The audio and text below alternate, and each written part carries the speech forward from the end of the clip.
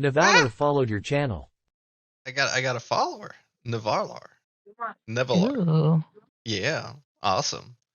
I'll hop over to stage here. Hi everybody. It's good to see you. Rhapsody, of course. Lizzie, Boken. Uh, it's always good to see you guys. Ancient, of course, and there's we're gonna be kind of a bit loosey goosey today when it comes to some of the experimenting we'll be doing here today. I got a character lined up as well. Um, I'll save who that is here in a minute, but um, we're still we're just getting things rolling today. So it's Hear hey it. Scalia, it's good to see you. I have clicked the button to start. Woo! Mm-hmm. Well, thank you guys so much for coming in today. Um, we're gonna let some people roll in here for a minute, and and then we'll be digging into SREFs today. Um, me and Rhapsody have been doing a lot of work to get everyone up to speed when it comes to the differences between NEG6 and NEG5 for character continuity in particular. Um, when it comes to handling the stylized codes and stuff, I think that's where most of the confusion is. So it'll be fun to dig into it. Um, it's good to see you, Gorek. It's good to see you, Fungalmancer. I'm particularly excited that you're here today. You'll see why in just a moment. And yeah, and you guys will love it. Yeah, yeah. It's there's stuff I have coming next week that I'll be able to dig in much more into, like basically turning Midjourney into like a real workhouse or like workhorse for you. As like a working artist is what next week will be focused on. Just because I got all the way to the end of this week and realized that I'm like I didn't write I wrote a bunch of stuff down, but I ran it through OpenAI. Like I ran it through there just to kind of summarize all my notes, and it was like part of these notes have conflicting information in them. And I'm just like laughing at myself because I'm like, of course, I contradict myself in multiple places writing notes, and then an AI is scolding me for it. So yeah, so yeah, I guess the main thing really is that when it comes to like the comic panels and everything else, we'll be digging into how to use srefs to kind of immediately get the compositions you might be expecting or wanting for your comics, because you know we're not working with slash tune like it was with Niji 5. That's like kind of like a more of a shotgun approach to honing in a style. While with SREFs, it's a lot more like a utility for artists and all that. So I'm excited to be able to dig into that with you guys today. I troll for you, of course. It's good to see you, buddy. He was actually asking me earlier today about doing the multiple expressions, multiple poses trick that we did for Niji 5, especially during the demo with Bay Rate. And in Niji 6, it seems like it's far less reliable, but you really just need to like dig into the codes, and you'll see what I mean here. Um, the character that I'm gonna let you guys kind of mess around with though for today. I need to jump back into uh, shoot. Let me do this in a different window really quick here for a second. Show servers. That's what I need. Boom. Midjourney. Boom. All right. Okay. So I have a I have a new version of Vic to show you guys to start things off, and then I got a original character that we'll be crafting today. But the way that this works, if you're new here, is that you go to the server list here, and on the left side, you're going to see a couple different options here. Actually, let me shrink this down a little bit. Okay. Yeah, I'm not getting the perfect list here, but if you scroll down, you'll see. Actually, it's going to be easier if I do it on this side. Yeah. Okay. So if you scroll down in the Midjourney server, you'll see VC Text and VC Create. If you want to prompt with us, go to VC Create and start, putting in your prompts and stuff. And that way we can collaborate with each other. And then VC Text is where your chats will show up inside the streams here. Everything gets uploaded to YouTube eventually, and so if you want to see your name and your questions and your projects and stuff show up on stream here, that's where you post it. It's two separate channels for that. So and thank you so much for Kinky for linking that. We are joined by Kinky and Ancient from Midjourney here. While I'm just the crazy person that they throw onto stage here to yammer on for 4 hours or however long it takes. I will say that my throat was pretty rough yesterday, so I if I have to call it early, it's because of that. But it is something that I might be a little slower to the engagement today. We'll see how it goes. I don't want to stress my throat out or nothing. But Gilharman, or I don't know how to pronounce your name, dude. But hello, thanks for coming. Luke Campro, good to see you, buddy. And thanks for just joining the server too, by the way. Welcome to Midjourney. It's a silly place. It's the Camelot. Okay. So at this point, what I'm gonna do is I have to pull up a list here. I am going to grab from a different channel here. I have a new version of Vic to show you guys. Let me grab that in one of the lodges here. So on my private Discord, we separate things into lodges based on the projects and the people that we're working with and everything like that. And I'm really excited about the new Vic. This is for the fantasy series that we're working on. You can see everyone's prompts are kind of showing up here in the middle here as we go. As we get things started, you'll notice pretty quickly that the that the kind of stuff that people will be posting here might just kind of like spam up the line here. Like you'll see a bunch of random stuff and whatnot as people start posting and prompting stuff. But as we get started here, it'll be a little more coherent. So what I want to show you guys though is this sheet actually right here. Let me try to open this up here. Okay, it's going to take a second to load because it's massive. But I have been working on particularly a monster version of Vic here. This is going to be really pretty silly for you guys to see here because it's I'm mixing kind of a humanoid approach, right? Trying to make a humanoid like character, but at the same time give it cartoonish like features, like make it a bit more animalistic, make it a bit more exaggerated cartoon minimalism at points. And I'm really stoked to be able to kind of show you guys this because look, I normally try to avoid relatively like anorexic thin looking characters, but I'm kind of going for a starving artist joke with one of these things that I'm going to be working on. So like the idea is like super thin, lanky character, right? So what I'm going to do is first I'm going to link this inside of let's see, VC Text here, just so you guys have it.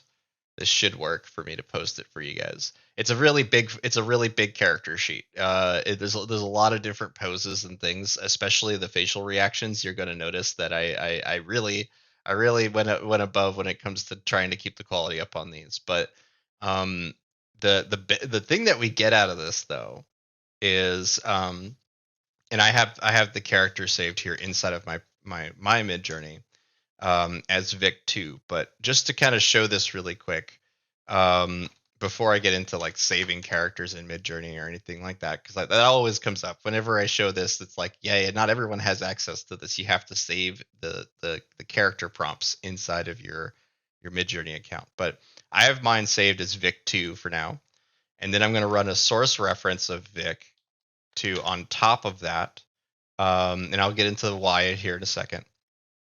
And then I'm going to we'll start with a style of 10, and I'll also explain that here in a second. And then a source reference of 1,000. So maximizing the referencing of the actual what's in the sref here. And then just to make it a little nicer, I'll do AR32. Yeah, Vic 2.1 to be exact. Never. Yes, you are correct about that. It's I had a slightly more cartoony version of it that was just not reliable. That was the 2.0 one, and I was like, I'm gonna go a little more humanoid on that. But I'm just gonna set this to an aspect ratio of 2:3 to try to get us something. But you'll notice that a bunch of numbers are gonna pop up immediately here, and these are a pre-weighted character sheet basically. Like everything that's gonna pop up here has all, at least in my opinion, it's been weighted so that the results are both reliable, like it understands your intent, but it doesn't leave the character design very much. Yeah. So the main thing I wanted to accomplish with Vic2 was I wanted to accomplish a character that had the ability to morph, to change shape. And like normally we're trying to avoid that with character consistency. But I wanted to have a character that could, go to like squashy chibi kind of stuff and long, tall, and lanky. And the excuse for that is that it's kind of like an ink monster basically. Like it's basically like a more of an interpret or not interpretation. It's more of a mimicry of a person as opposed to a person, because okay, let me kind of explain who this character is within the fantasy story, because it's not something that we like hammered down or nothing like that. But I wanted to mostly show you guys the bottom left is the most accurate.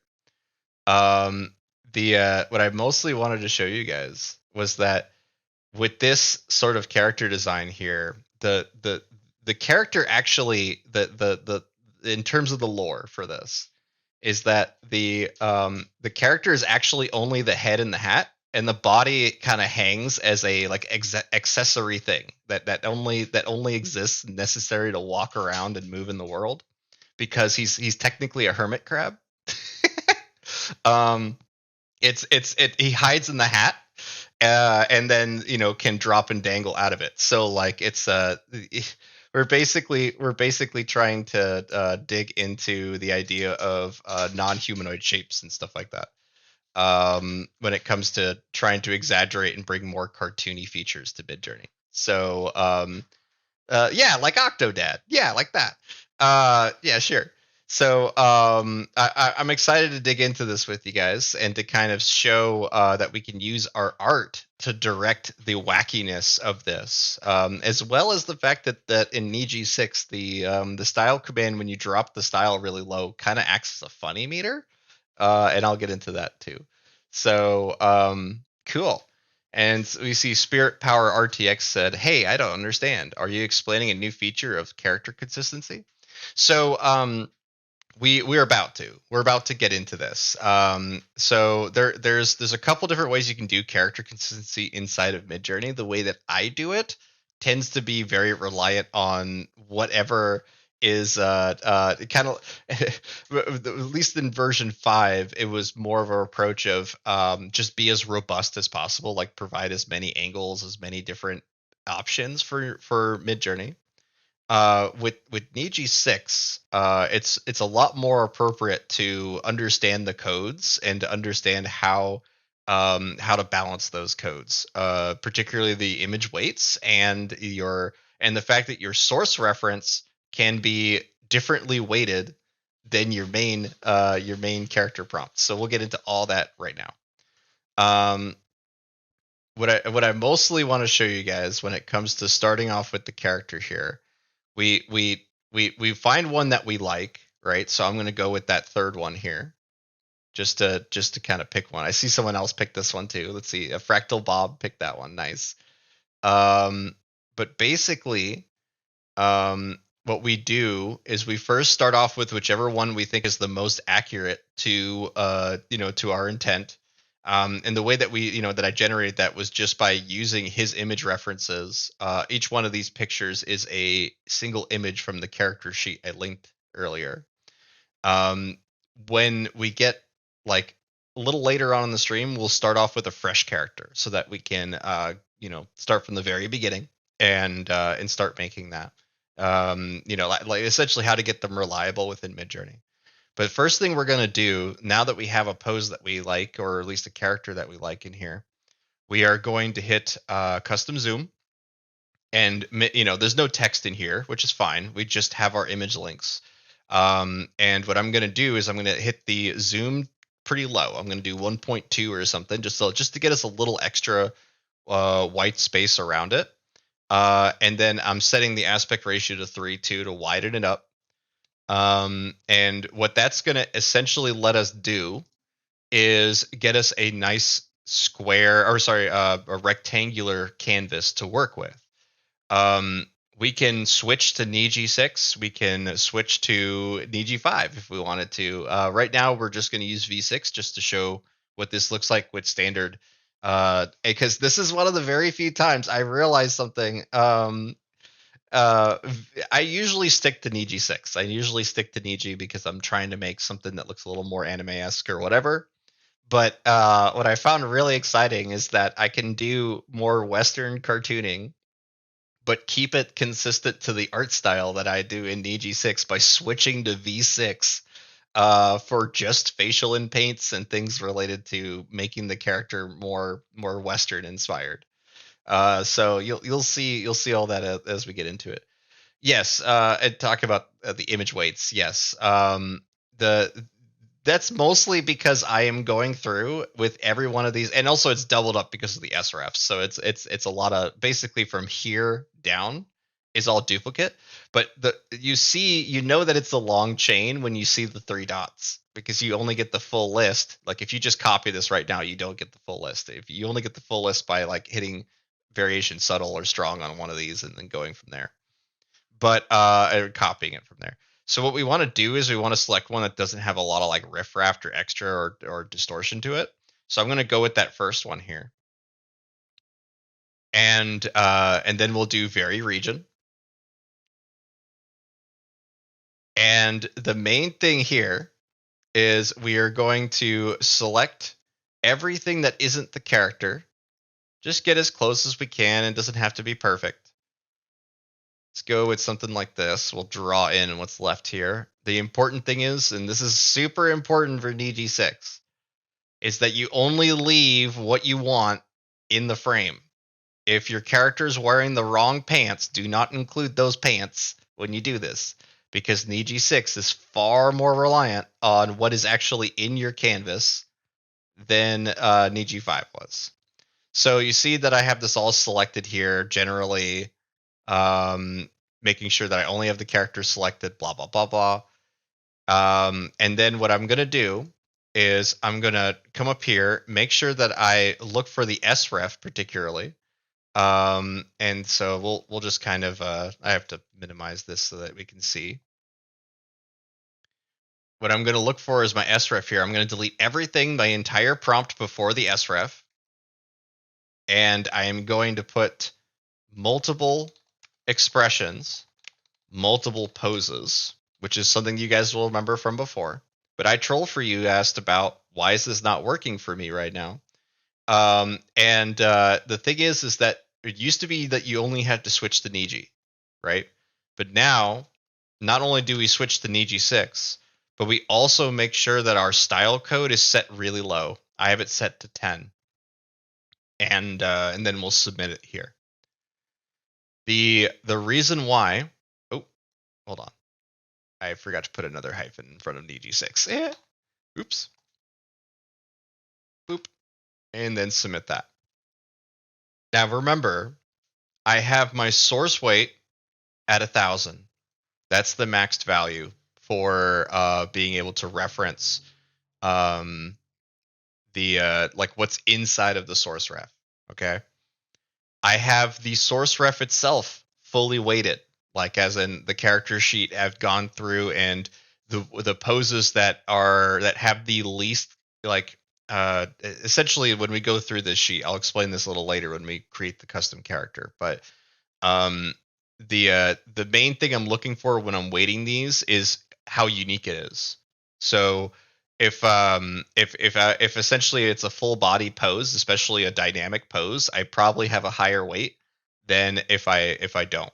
I would like as opposed to like a face or anything like that. And what you're going to notice here out of the results is Vic is going to explore some really big monster places. There's going to be all sorts of creatures and weird wizard hats and other things about him that are for me is really exciting. It's really exciting to see all these different poses and things that we can get out of this.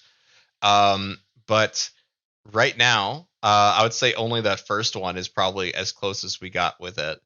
But if we now come into here and select, like if we, oops, not reroll. Why did I hit reroll? If we come up here and say like, okay, we don't really like some of this randomness that we're getting here. Like maybe we don't really like how it's suddenly white hair, or there's suddenly like a realistic anime kind of aesthetic. Like I said, the first one's probably the closest to what I was aiming for. But rather than just being happy with what comes out, let's try to lean these results a little bit. Um, so what? Okay, Fungalmancer said, when you say you look for the more unique ones, do you want great consistency between them still, or is it not that important? Oh, it's even more important that the character is on model between every one of the poses. But I guess to answer your question there though, what I'm looking for is making sure the images don't overlap or have a lot of similarities between each other. So if there's a bunch of, like, for example, I'm just going to open up two of these point ones here.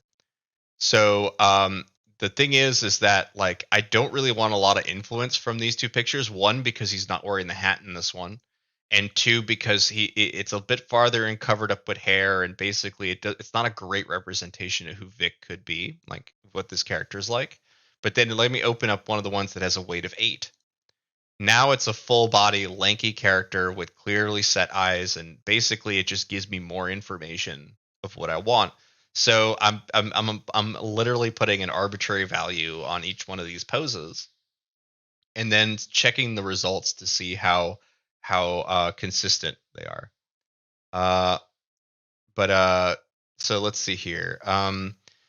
Let's get into exactly what we can do to control these results right now, because we can lower the source reference in order to kind of give us something that's a little off or farther away from the source reference. But what we can do now is actually go back into our region in Paint, and I'm just going to paste Vic into the front of this. So I have to shrink this down again so that we can see it. So I have the very region here. Why is that not showing me? Oh, okay, that's a different it's another person's attempt. Okay, there we go. Do very region here. And now in front of multiple expressions, multiple poses, I'm going to put Vic 2 as well. So basically now I am doubling up the references. The negative about doing this, at least in my opinion, the negative that comes out of doing this is the fact that we end up in a place where it gets very stiff, gets very predictable in terms of the direction that we can go. You're going to probably see a lot more of, like, skinny ragtag, like ragged clothing, like that kind of stuff. Basically whatever is inside the character sheet, you're going to see a lot more of once we see this funny emo anime wizard. Yeah, that's me. I am the funny emo anime wizard, that's for sure. I'm up-resing this one because that's pretty accurate. I like that. Okay. Okay, so if we look here, look what happened. As soon as we applied the image references inside of the multiple expressions, multiple poses, we got a little more witch-like, yes, but we also got a lot more on model. We got a lot more showing the legs and arms and other pieces of the body that I wanted from the character sheet.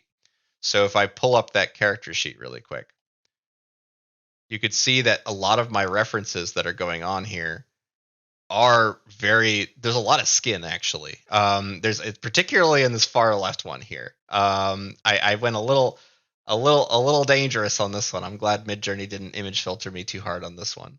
But I really wanted to go for a non-binary character. I wanted to go for somebody that that it would be really tough to kind of tell their gender because they're not male or female in the story. So it'll be really fun to explore that more with as we get the narrative going. But yeah, so you could see that this is a pre-weighted character. We've done all this kind of stuff in terms of exploring it. But now what I want to do is I want to give it some motivation. The thing is that we want to pick one that kind of evokes it. So I'm going to go with this first one here. And the thing is that we could just keep going. And it's the more references that you have inside of your canvas, the more accurate the results are, which is one of the big differences between Niji 5 and Niji 6. So like if I do find 2 poses or 3 poses that I like, but the fourth one I don't, that's actually the best case scenario because now you can just come in here and be like, I don't like this one. Boom, it's gone. I'm going to do that one too. Boom, it's gone. And just resubmit that. And now it's going to refer not just to the single image, not just to your sref, not just to your image prompts, but it's also going to refer to the other image that's inside this canvas. These are all the variables that cause people to have headaches when it's working with the new Niji 6. Funny anime wizard, anime emo wizard, yay! I like that second one though. That's a fun pose. This one is from let's say I troll for you. Nice. And you can get away a lot by using variation strong to get yourself a new pose that you might like more, right? But it's definitely going to be less predictable in that regard. So let me zoom back in so that everyone's names and icon shows up right on the side of the screen here. Thank you guys so much for joining. I am excited to be able to have you guys all here on what feels to me like a frigid Friday. It's very cold where I live, so it is nice to have you guys here keeping me cozy. But I wanted to show you guys this here. So this is now with the in paint where we've replaced it, right? And maybe you didn't really like how that third panel, like that third pose came out. I kind of like the fourth one though. It's the right level of like, look at me, I'm being weird and spooky in the corner of the room. I like that. But if we didn't like any of these and we were like, man, it's always the same kind of standing pose. We're not really getting a lot of diversity here. This is where we get to have a lot of fun with the character sheets, okay? Because we can come back up to here, which by the way, if you don't know that trick inside Discord, it's super, super neat. You just come up here, go to the top of your prompt, and then whatever prompt you jumped off of, it'll just zoom you back to that if you click on the upper part of the Discord message. Super handy to go back to very old prompts. But what we're gonna do is we're gonna go back to very region. And you can see that I have all these selected here. I'm actually going to extra select a little more here. But what I'm going to do is at the bottom of this, where I have all my codes, right? I'm going to add a whole nother code. I'm going to add weird and then put 2000. It goes up to 3, but I 3000, but I'm going to do 2000 for the sake of this. When it comes to Niji 6, I find myself using weird all the time now. The reason why is because weird combined with sref basically makes comic characters move dynamically and in very interesting ways. So we'll be getting into all that here in a second. And then I have a surprise for Fungalmancer, particularly. So yeah, it'll be fun. Who is providing the copious amounts of alcohol? So I don't drink. You guys are more than welcome to do whatever, but I don't drink, and I won't advocate people for getting too loosey goosey here. But I definitely what is it? I personally try to indulge in at least in other distractions when it comes to like my entertainment or anything like that. I'm not much of a drinker. I'm always the designated driver though. Like whenever people are like, yeah, I need somewhere. Okay, here's a perfect example of us getting into the weird. So if we do version 3, so the third panel here, look what it did here. It took the single eye, one covered in hair, and then made it a literal Cyclops character, right? Which I have done in another comic with this character. So we'll have fun with that. Um, but weird lets us get into these odd places, right? That may make some really interesting character designs. Look, he's not even looking at camera in this one. Like if we wanted to do like a, like the Ring, like kind of a spooky Ring like character, then I would just pick this fourth one here and lean all my results into looking more like this. Because this is already the foundations of a good turnaround, like character turnaround, because we have the pose that's evoking a lot of the mood or the intent of the character, like that you want this to be this horror character, you want this to be this, like you want to lean into these things. So you can do that after you have success here by just zooming out.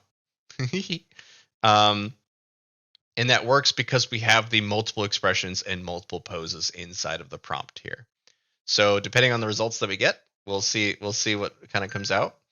And you can see that some people are doing word only prompts, like Fungalmancer here. He did a slim emo wizard with long dark hair and and a large wizard hat is warming himself close to a cozy fire. Fantasy Nietzsche 6. Okay. So if I take the one that probably looks closest, let's go with that first one here and do a variation strong. We can do this as a character injection by putting Vic 2 into the front of there. And that's how we would do it in EG5. But now we can go sref Vic 2 source reference 1000, right? In order to maximize the source reference here. If I hit the style to 1000, that's the max rate on that. It's going to look very off from the character design that I have. I will say it probably doesn't matter too much for you guys. The main thing for me is that I try to go for lower styles inside of Niji 6 because it creates more in line with whatever's inside the source reference, in my opinion. So we'll just go for that and submit it. This will be a variation strong. So we'll just do that and see what kind of comes out. I'm liking all these kind of gothy fire wizards too. Like this guy on the top left, top right's making me laugh though. Very cool, very cool. Ooh, yeah. Any of these kind of more, slender. Yeah, like I just like the look. It should be kind of like someone that maybe at first glance or from distance you might mistake them for being like a dainty lady, that kind of thing, and it's just no, it's something else. There'll be some fun stuff that we'll get into that here in a minute, but okay. So and of course Lizzie's making some amazing magic witch art here. So here is the variation strong of sitting by the fire from a slim emo wizard with a long hair, dark hair, and a large wizard hat is warming himself by a cozy campfire. Fantasy. And you could see just how on model we are to my design here. Not only do we have a cape-like character with big black hair, all that sort of stuff, but we have him doing the awkward poses that are inside of my character sheets.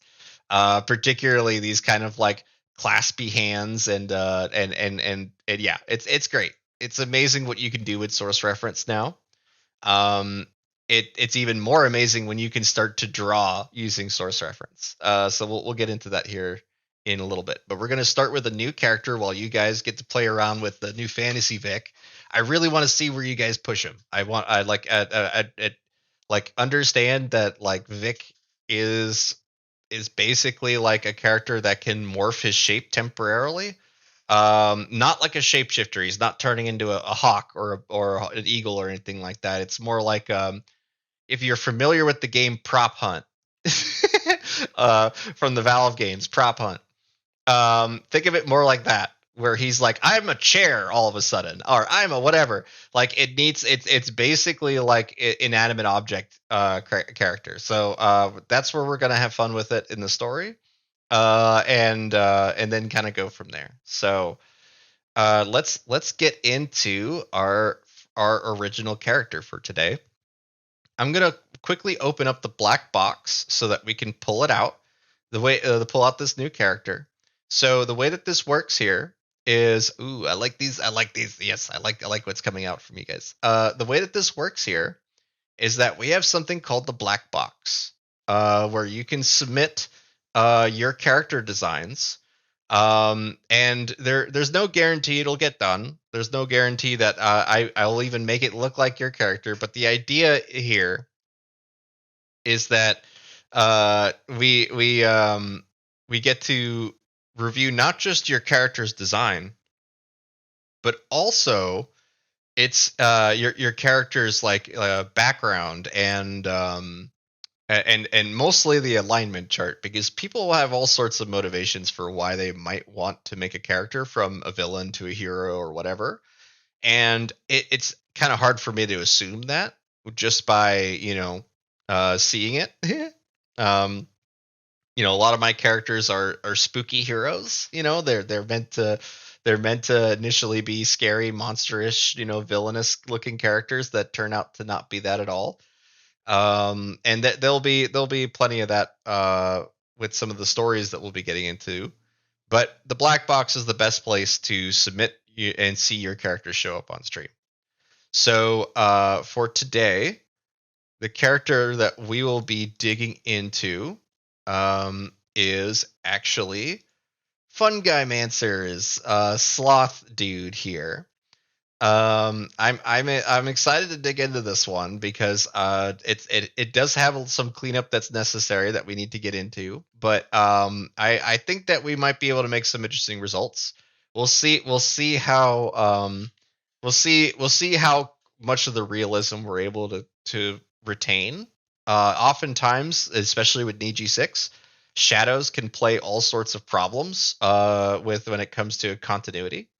So, at least as we've learned, it's shadows are the real mystery. As I was describing to Rhapsody earlier, it as we've seen mostly improvements with Niji 6, but Midjourney's pareidolia has gotten worse. It well, maybe better depending on your perspective. It has trouble seeing or understanding the shapes of, or understanding things in darkness more so than in light than we saw before. So that means that we may need to rebalance some of these results before we resubmit them into Midjourney. But we have a character sheet here that was one of these expansions, right? But done with a cool sloth wizard from Fungalmancer. So the first thing we need to do is we need to isolate the character sheet to be just the core character itself, and we got to get rid of as much of the negative space as we can. The things that are not essential, that'll just cause confusion or noise. So I'm in Photoshop beta. You can do this with MS Paint. It doesn't really matter what you're going to do this with.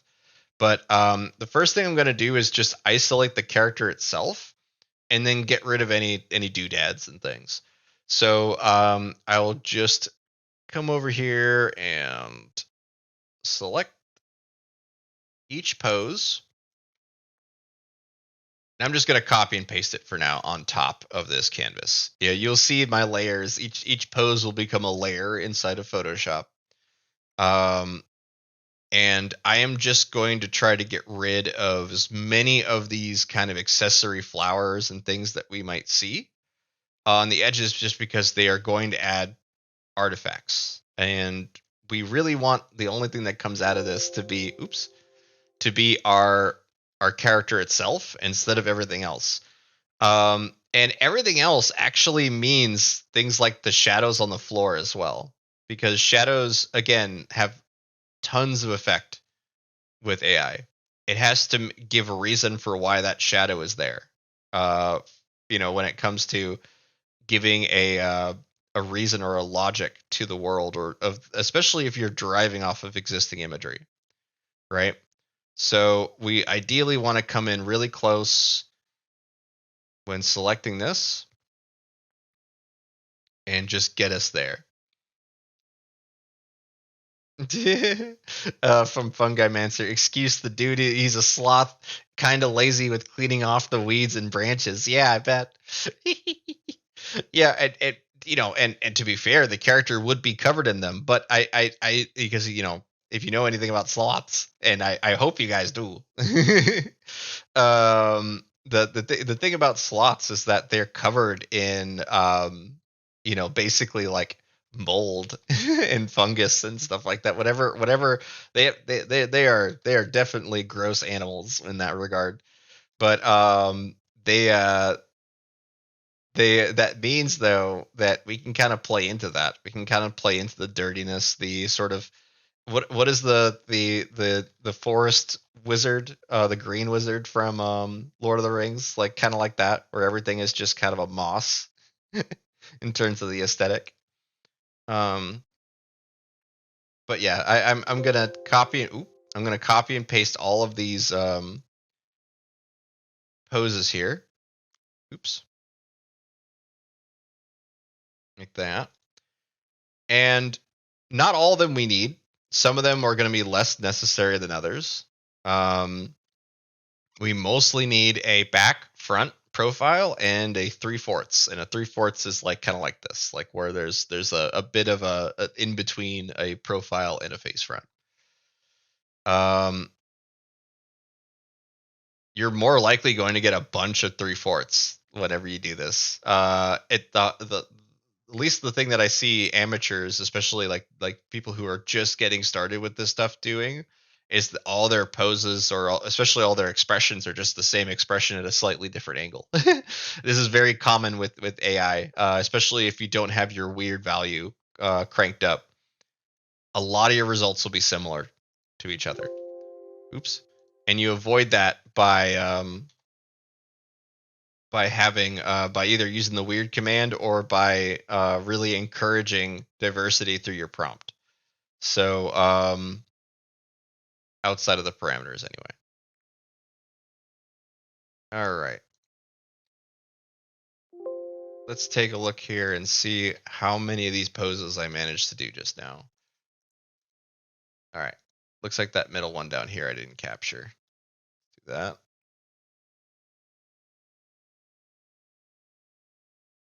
Alrighty.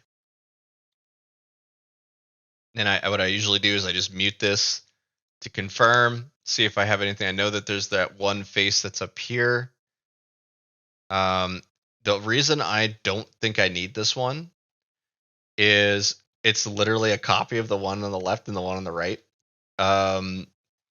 If you have overlapping features inside of your image references, even stuff like this, where it's the same head just slightly smaller and stuff like that, you're actually going to cancel out the results. This is why every pose needs to be as unique as possible, in order to encourage that there's no canceling out of stuff. If you overlap two images, and there's actually a trick you can do inside of Photoshop here to kind of show the effect that happens when you do that. At least how I interpret it. This is going to be just for visualization's sake. I cannot confirm that this is actually how Midjourney works, but I'm going to show you this real quick. Right now, I have the same image lapped on top of each other right here. If I turn on exclusion, it'll disappear. Sorry, difference. If I turn on difference, it'll disappear. But if I slightly move this, look at it. It appears, right? Think about what happens inside of Midjourney when you submit two images that are exactly the same. This is what happens. If you just change the face of a character, you're only going to see that subtle change in the face will show up like that. So you want to make sure every pose is unique because of that. So I see that people do that where they have like the same face, the same body, like the same pose for the head, but they just swap out details of the face like it's a asset for an animation or a character. That's not how this works. You want to remove that part, especially if you're a working professional who's worked in animation and artistry and all that stuff. Remove the asset part of your brain that's like I need all these quick swappable assets, and instead every image needs to be unique. That's the real kicker here. So it says here from Spirit Power RTX, are you planning to upscale little parts that you are cropping before sending to MJ? So there's no need to upscale as long as your details are good enough. If your results become pixelated, they're too small. Let's see, Fungalmancer. The great thing to know if you plan to create a reference sheet for a character, redundancy cancels each other out. Yeah, right, exactly. Okay, yeah, and so I'll get into the other comments here in a sec. But I will want to show you now, if I turn off everything that I did not select earlier, we can see that there's still a couple of little riffraff things that I want to clean up. Oh, wow. Dogs. Hold on. Let me close the door here. The dogs decided to start screaming just now, and I have no idea why. Sorry about that, guys. Let's see here. Yeah, you're gonna hear plenty of Borkin. There's probably a mailman, or I think the Amazon. I think Amazon showed up here. So what I'm gonna do is I'm just gonna come through and delete everything that has like kind of just a randomness to it, because I can always add vines later. I can always add that as an accessory. But you notice how if I just use the eraser tool, I'm just deleting things, right? If you have Photoshop or anything that's like Photoshop, then what you can probably do is instead turn on masking right here, layer masks. And what's better about this is that it doesn't actually delete anything. You can just click on the layer mask, make sure your tool is set to black here, and then draw as if it's going to erase things. Okay, come on. Yeah, with the pen tool, not the eraser tool, with the pen tool. You take black and you just start drawing in here, and boom. You see how that it does the exact same thing as if you were running the eraser tool, but now I can right click on this and hit disable, and boom, I still have all that information available to me. So if I want to reintroduce this vine, then I can just go back to my project and select it. Very useful to work with masks for this reason. So I'm just gonna remove what I don't want to see, and it's okay to have a couple of these leaves, sure, but especially the ones that kind of dangle randomly, I have a feeling that it will just misinterpret a lot of this staff as is. So we're going to minimize this staff a little bit and lower the randomness of some of these patterns. And then I'll get into what we have to do that also with the character itself. That's just really easy and obvious with the vines. From Gilherm MZ, is there a way to do this with photorealistic characters? Oh yeah, 100%. The photorealistic characters, what it takes to do that is a lot more focus on lighting, a lot more, particularly when it comes to like the translucency of skin. If you go to my website, and I can show that real quick here. If you go to my website, let's go. Not any of these stages. Okay, yeah, here. If you go to my website, victorgnarly.com, you can follow me and stuff on the top right. Feel free. If you want to join Discord, do that kind of thing, please do. I love hanging out with you guys and stuff. And the thing is, if you go here and you click on comics, then there is a comic called Chrome Lords. It's the 5th one here. And this comic series I did to prove that photorealism was more than possible, not only with Midjourney, but with the whole Movie Machine workflow. And the idea with this is that you can animate real people or like real looking people using this method. This is back, by the way, I made this back during version 4, like right around the Puffy Pope. That's right around when I made this. So we had just unlocked a sort of control over like the quality of the results we were getting. So yeah, I if you want to see realism and what it took to make this, you could just check out Chrome Lords there. In my Discord, I have the character sheet um, for Chrome Lord. Oh my God, Boken, this is awesome. That is awesome. But yeah, you can see that with the character sheet, we uh, wow. Okay, sorry, I got distracted there. But the character sheet for Chrome Lords, I can probably just pull it up really quickly. I do kind of need to show that so you guys can see what I'm talking about. Let me come over here.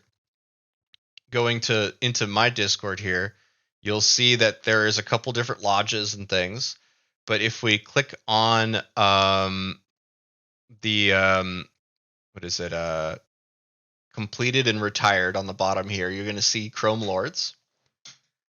And there's a couple people joking about random Chrome Lord stuff. But if we come up all the way to the top here, you'll see all the inspiration boards, like all the stuff that we use to reference and make it. Some music as well.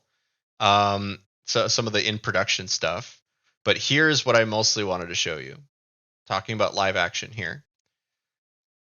I'm going to link this inside of VC text so that you have it, because if you're doing live action, you really need to understand the kind of daunting nature of some of the stuff you're going to be having to deal with. But if we zoom in here, we take a quick look at the right here. I try to use these 3 images to kind of show the range that's that's necessary to capture like one person in different scenarios. So front facing light, like a strong key light, like a room, like well lit, almost sitcom like lighting. Strong side light. I don't know what the technical term for this kind of lighting is, but yes, I was looking for as much kind of diversity in how not only the shadows play on the face, but also the light, and how you see how his skin is like almost plasticky or translucency is like you have to have some of that in order for it to give you the diversity that you need to look like what's right above. Notice that there's a little bit of that. There's a little bit of bounce, there's a little bit of shadow, there's a little bit of everything, because it's combining all these results.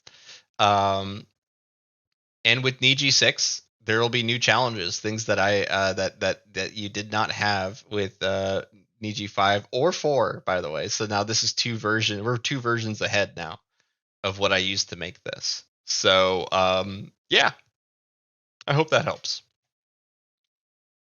So now what I'm going to do is pop back over to Midjourney here.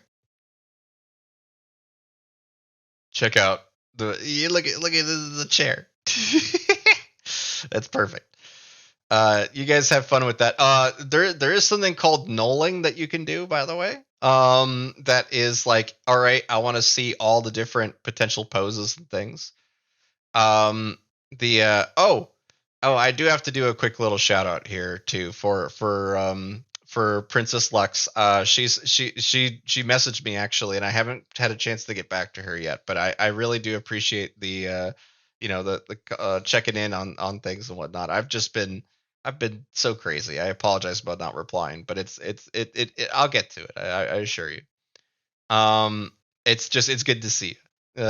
I want to see what you can do with this character particularly, because it's like she does such pretty things, like very very and I'll very romanticized, very very pretty things. I'm so curious for, like, what direction she would go with such a scary character in particular. So that'll be fun to see. Okay, cool. All right. So at this point though, what I need to do with Fungalmancer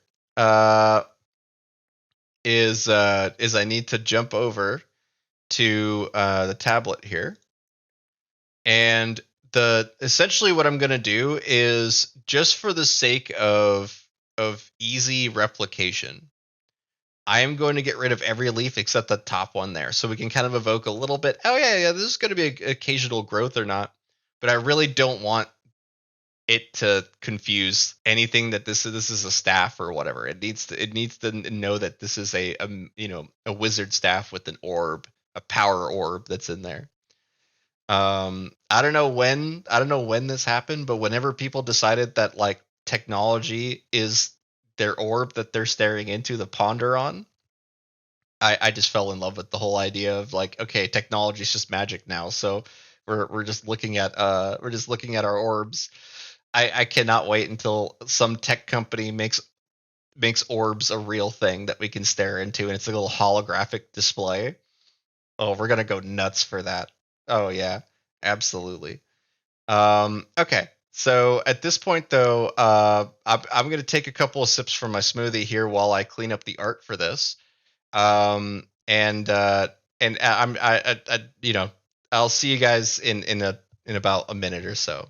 But I'll jump on. Did you want to chat for a bit, Kinky, or? Sure.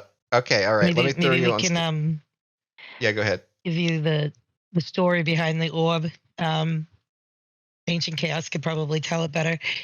But there's some lore to the orb here on Midjourney, and it has to do with something that David kind of alluded to as a physical product, and everyone's been obsessed ever since. Like, even though it's lorb, even though it's uncertain whether the orb will exist or not, or what it will be, everyone's been going nuts about the orb. And then it got connected to the old wizard pondering his orb, and that's why the orb's been having a resurgence. Orb Yeah. I don't polls. know. Yep, there have been orb polls. Yeah. I have no idea why like the internet though kind of went nuts with it. Like I would say AI would be a major factor with it, but I've been told that it's not just an AI thing. Yeah, I don't know before that, but I know that lately, Midjourney has been going absolutely bananas about orb. I can't say anything one way or another, but I added the orb sticker, so Okay, perfect. Yeah, if y'all make orbs real, I'm going to I'm gonna buy one of those suckers on day one. Just because it would be so funny to be like, okay, the first real world product from Midjourney or whatever, and it's like, here's a ball, just buy it. Buy that ball. Buy that what ball. it does later. Yeah, exactly. Yeah, don't even ask. Like if someone says, "All right, so what do you do with it?" Like, okay, like you just do. What else would you do with an orb? Like, Definitely. exactly. You gotta ponder it. And so we've been pondering orbs, and I actually had a prompt battle where I asked people to show me their orb and what it looks like and what it does, and it was a fun battle. My personal orb is it kind of looks almost like an old timey scuba mask, but inside of it, it's like the Omni Theater, and it's air conditioned, and you can pour popcorn in through the head, and that's my orb. Nice. I do want to, similar to the holding their self portrait prompt. Yeah, is there like a prompt that you have that you prefer for finding out a personal orb for somebody? I just had people describe their own, like how they see it and and what they see it doing. But that's a great question. So like when I do this, at least, so like I'll do one with Gnome here, Gnome 2, the second version of Gnome. I'm going to do holding their self portrait as the prompt here. And then why not? We'll do a source ref of her too. And then Niji 6. The prompt holding their self-portrait, what oftentimes does is it's like it turns the cartoon character into the character that's standing in the portrait, right? But Okay. the person who's holding it, it's like the live action interpretation of that person, of that cartoon character or whatever. Um, so on my Twitter, which is the Dead Bird website, the on that website there is the profile picture for Victor is a result of that, where I went, all right, look at this cartoon character. What is it? What does the live action version of this character look like? And holding their self portrait as specifically that prompt does a really Uh, good job creating that. I want to see what it looks like in what's the real version. Right, right. Will you? Let me see. I would have to I want pull to see up that prompt in Twitter action. in I action. guess is Yeah, what I'm yeah. saying. I see, I see. Let's see what result came out of mine here for Gnome here. It's not always a guarantee, obviously. Nothing is, but Mhm. it is interesting to see when it does pan out. I like the checkerboard pattern, by the way. It's super fun to see that. I'm curious how well that pans out in terms of character designs, though. Like, if we can make that continuous, that would be awesome, because patterns are normally something we avoid. Like, especially these patterns that you can draw in afterward, you know. But let's see. Okay, all right. Wait, we should be getting this one here soon. Um, It kind of looks like Rhapsody's character Rio for a second inside the low res results here. Um, but you notice that when it comes to these multiple poses, multiple expressions, you probably want to lower your style and increase your weirdness there. I troll for you, just so that you get some more diversity out of those. Um, oh yeah, that is Rio. That is funny. Um, what I should have done is I probably should have prompted this outside of Niji 6 to get the effect that I'm looking for. Um, let's see here. What is this? Right. I like that top left one. Oh, look at the orb monsters. Awesome. I love these. I don't know where the gnome self portrait is, but we'll figure that out later. Oh wait, there it is. I think it's this one, holding their self-portrait. Okay, yes. So it didn't really work as I was describing, probably because I'm running off of Niji on this. So I'm going to run this again with version. You know what? Actually, I really should get rid of the source reference for this, because the source reference will screw up the entire premise of the prompt. Now that I realize it, because it's going to force it to be a more of an artistic reference, right? So yeah, source reference to do this trick was not going to work. So we'll do this here, holding their self portrait, run it as v6, and then submit that. We'll see if we get a better result with that. But to get back to what I was doing though, we have I started cleaning up the first staff that's here. Let me get into these last ones here. And once we have these cleaned up, we will start with continuity of the character itself, which is far more important than these little like reads and things. But I know that it's going to introduce some element of randomness that we're not going to like. So I'm just going to clean these up by hand a little bit, just to get us something that is closer to be reliable anyway. I know that all these random lines and shapes and things are just gonna add a lot of weirdness, and I'm gonna use GenFill from Photoshop to fix some of the overlap and odd things that come up here. So I'm just kind of butchering some of the more dangly bits of this character, because we can always introduce those back again later. Okay. Even things like this, like I don't have any explanation why there's this little thing that sticks out here, right? That means I want to get rid of it. If I can't logically explain every part of this thing, I probably don't want it in there. So let's go ahead and I'm gonna keep the vines going up the staff. That's really cool looking. I think that looks great. But this little leaf at the end of the hand, getting rid of that.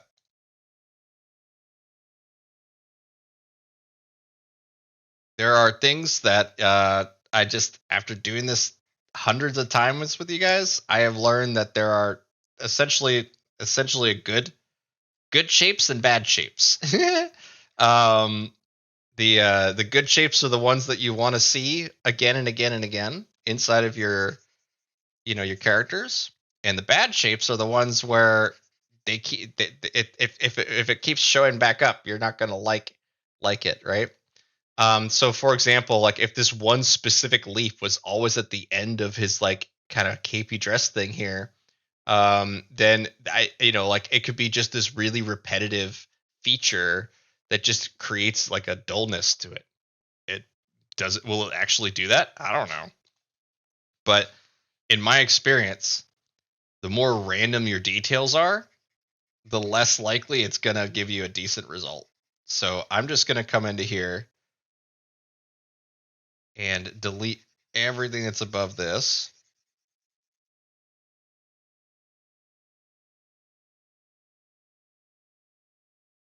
Got a couple more doodads and things in here. The most important thing is that we're going to have a nice clean negative space around the character where all the individual components of the character, the things that will be moving, the arms, the legs, the head, all that stuff, have clear definition between them. So you can see that there's like this like leaf thing that sticks up from his foot here to the arm. This would cause all sorts of confusion and issues when we start to do blending.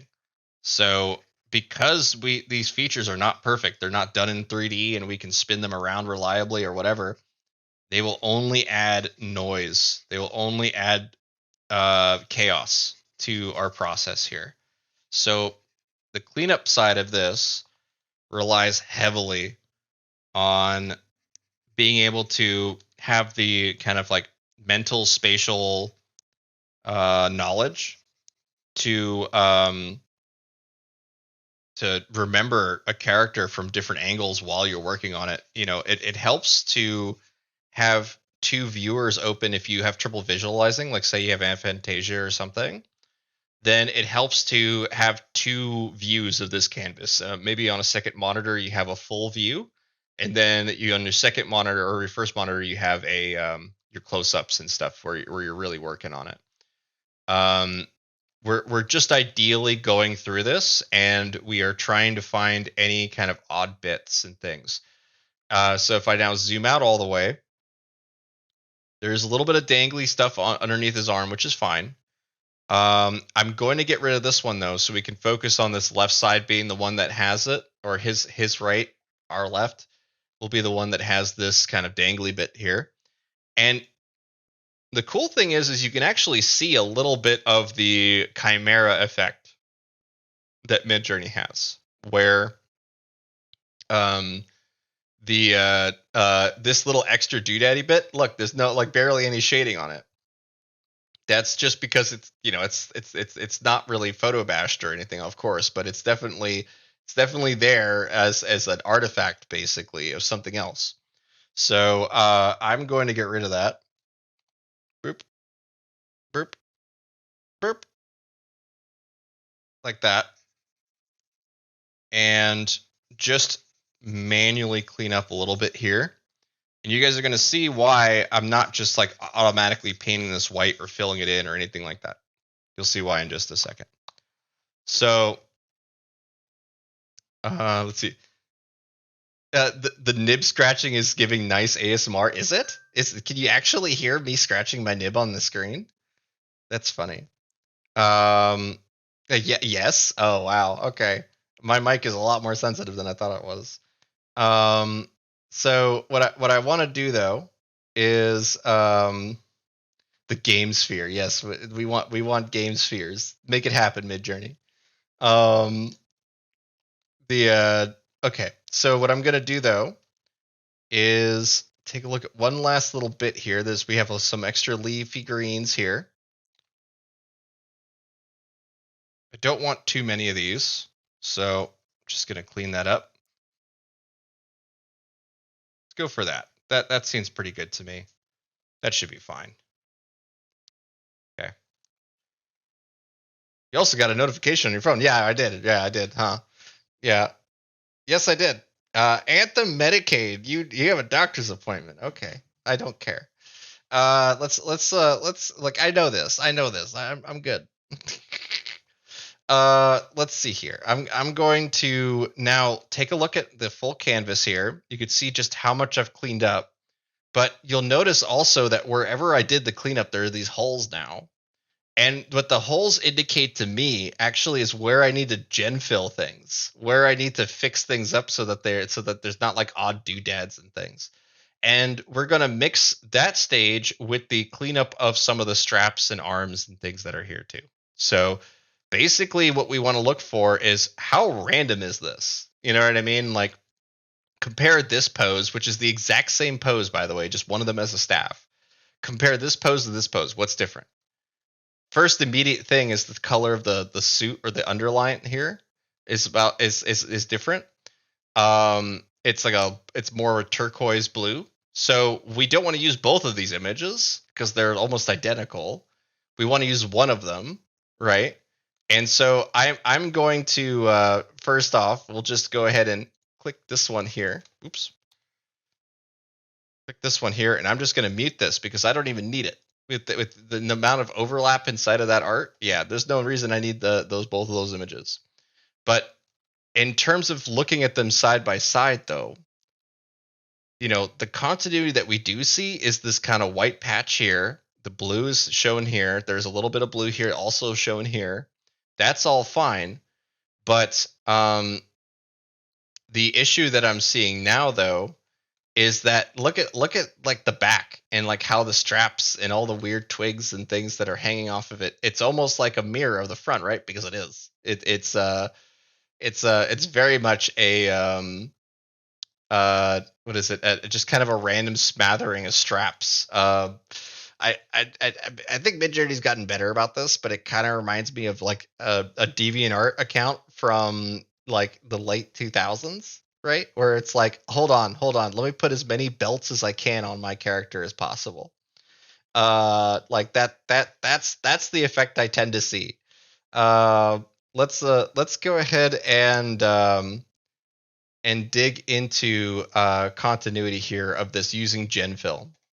So I'm gonna come into here, hit the marquee selection here, and because I have the entire canvas available to me, right, for reference, I just need to make sure that I'm on the top layer of my of the canvas, and then I should be able to highlight select any odd inconsistent things and have it work relatively well. So for example, we have this kind of like vertical strap and weird brown strap here. I'm going to try to isolate this to just the one bag that comes across to lower the randomness of this. So I will come into here, select this, boom. Come into here, we'll also select this, boom, like that. And we just kind of go through and find the odd bits, the things that don't really match the rest of the, our intent here. So, like I said, my intent is only to have the bag as the only strap that's here. So for now, though, we'll keep the one satchel-like strap for now. But I'm going to do a gen fill on this. And because there are other images inside this canvas that have these straps in these places, they may not all go away right away. We might have to do this a couple times. So we'll see what effect we get.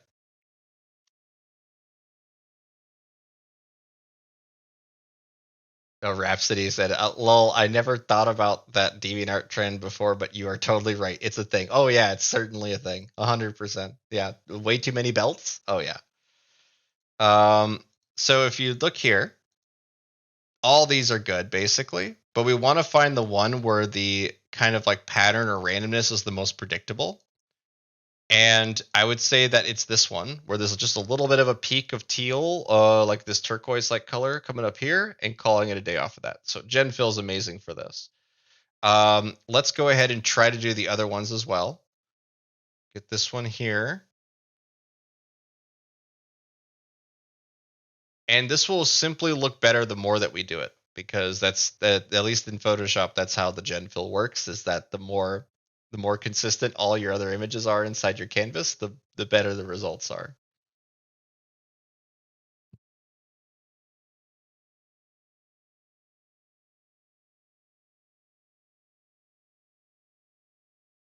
Okay. I wish I had a VC Create open right now, but I do want to finish the Photoshop thing. There's some really awesome stuff that you guys are making. But I won't let that distract me. I have to get this done. So we have this largely cleaned up now. I'm going to keep the collar on for now. But let's go ahead, just because I am seeing the collar in the other prompts or the other images here. I'm going to keep that. But I want to get rid of some of these doodads that hang off of here. So let's try that real quick. And frankly, this cape's a little too long too. We could actually remove a lot of this cape and probably be fine. But I would say something like this is what we need to do.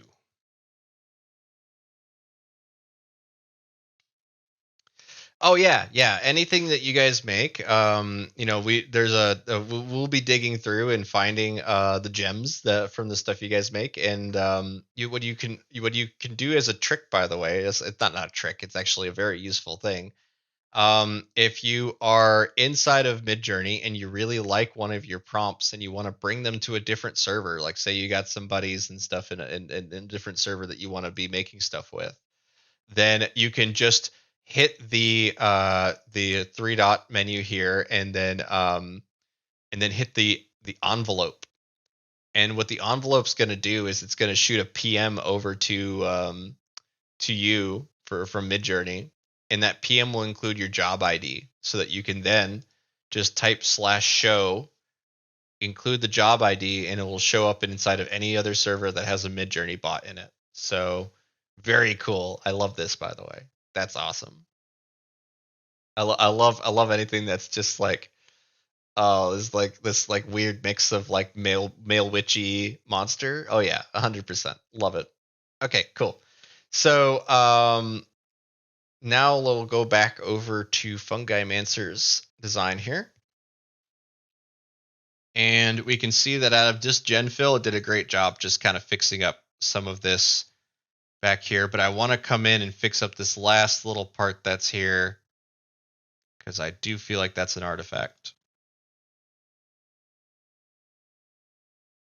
And you'll get that essentially what I'm trying to do is I'm trying to wiggle my way to simpler shapes, to simpler designs that still capture what you want out of the character. Like I want this to be a like a fuzzy back hair or whatever, so I'll keep the hairy back, right? But I'll use gen fill quite heavily to make these corrections, because these randomized patterns don't make any sense. Midjourney is not going to understand them any better than you can.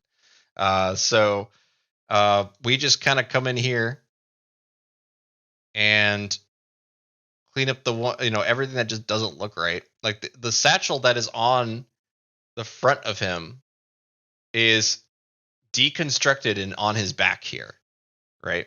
It's just kind of odd.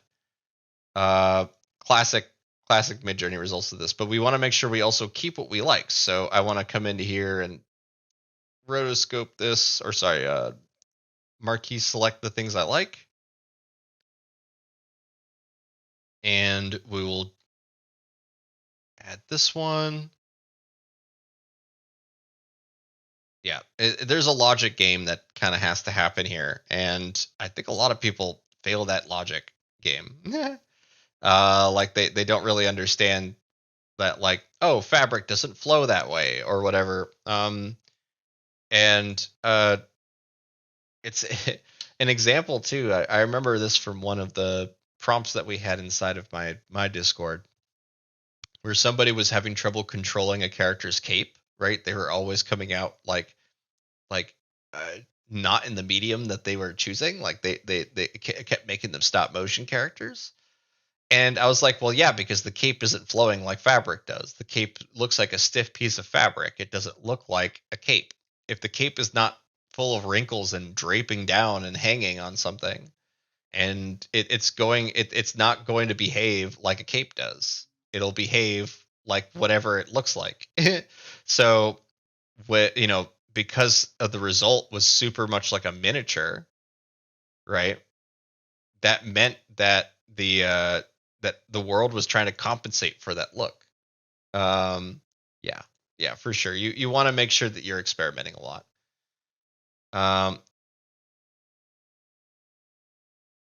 Photoshop Genfill seems like quite useful for what you want to do here. He found the back satchel run. Yeah. I mostly wanted to show you guys though that with Genfill, it's really useful to kind of come in later with all your images and stuff rather than try to do it all inside of Midjourney. I like this workflow, but I understand that it's not available to everybody because it is Photoshop. You can do this all in Midjourney. There's no reason why you can't necessarily. It's just you have to wiggle your way to that point a lot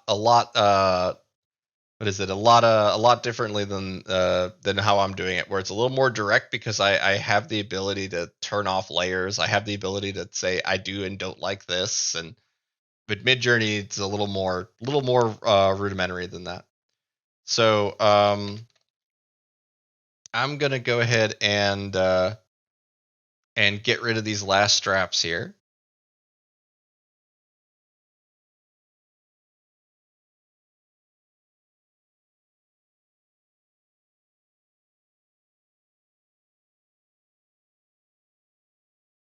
Okay.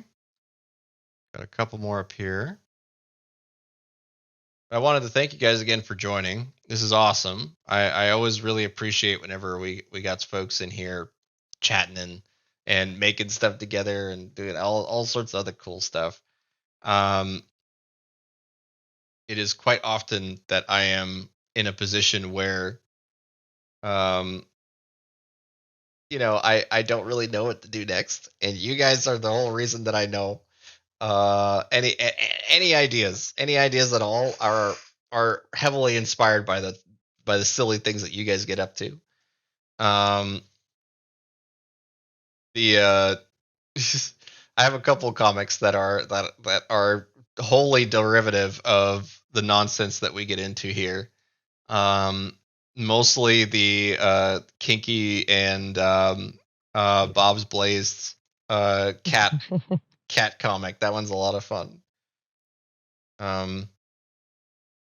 But I'm almost done with this. We're going to work on the back of this, like this back walking forward shot here. That angle really needs some cleanup. But what I like about this strap coming up here is that it's not a strap. It's the back of his like cape, right?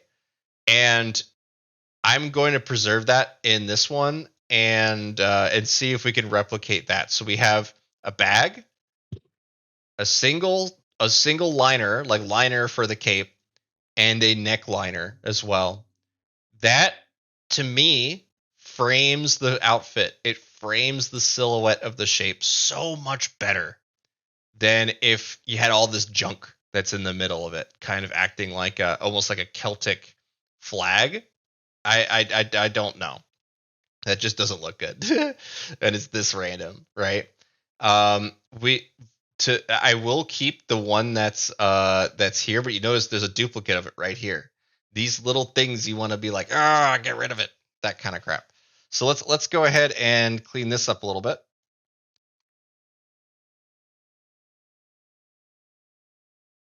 There you go for that. This one here, clean up this little strap thing here, clean up all of this. It's gotta go. It's all gotta go.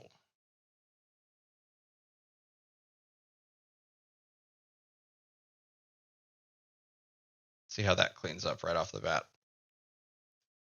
And then after I got this worked up, we'll dig through y'all's photos because there's some really fun stuff. Oh yeah. Yeah, they're doing a great job.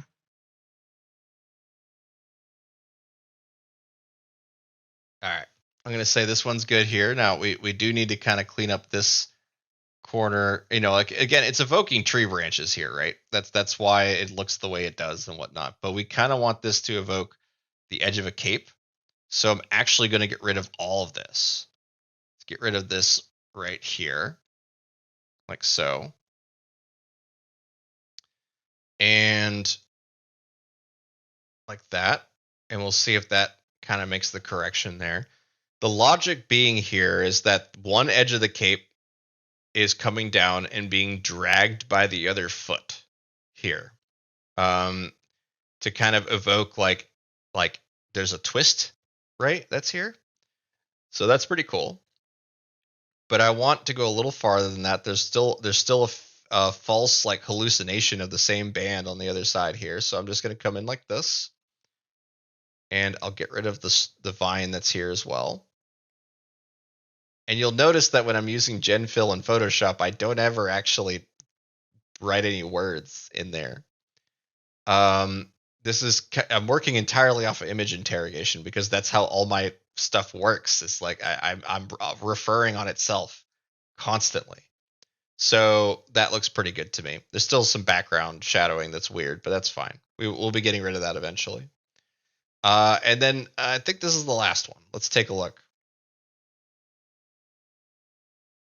Yeah, we have a little very minor cleanup on the second to last one here, but yeah, this is where most of the work's going to be, is just getting this consistent, getting it continuous, because Midjourney is not going to just magically know what it needs to do for this. Okay, like it still very much needs your human intent and skill knowledge, like skill sets and knowledge to be able to build out, so to meet your expectations in that regard. I get that a lot of the AI stuff's really scary for working artists because they see just something made so fast that they would never be able to do themselves, like that. But once you realize how little intent is like in the average, generated image, it's just kind of something fun to do. It's a bit of a hobby for people or whatever. It becomes a lot less threatening, because you can actually see the intent. You can see the purpose of why someone put something together. And sometimes it's great, but almost every time it usually is basically a non-threat to the artist. If it's like getting angry at fan art, you know what I mean? Like, I don't get it. I don't get why people get angry at fan art when the only thing it does is promote you and do better, and do well for you in that regard. But yeah, let's go ahead. It's one thing, like the biggest difference between fan art and whatnot is it's just the fact that you're not making money. Like you're still promoting that artist, you're doing all that sort of stuff. But if you are like, all right, now I'm gonna sell it, that's a bit of a different story. Like the people who made Twilight, you know what I mean? Like they did that as a fan fiction. Or no, 50 Shades of Grey, I believe. Was it 50 Shades? I forgot which movie it was, but it's one of them is it was started off as a fan fiction of Twilight. Yeah, 50 Shades of Grey started off as Twilight fan Yep. fiction. Yes, exactly. Thank you. And they had to make it not Twilight in order to not violate their copyright or whatever, but still absolutely hilarious when you really think about it.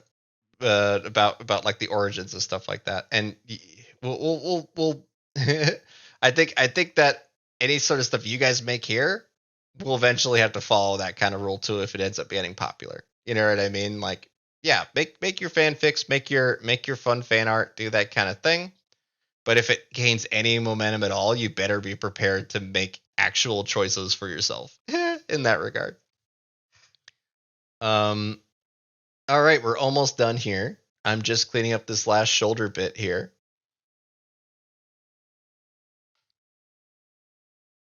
Oh, we still have a little bit in the chest here too. I'll get rid of this little bit of a swirl in the fur too.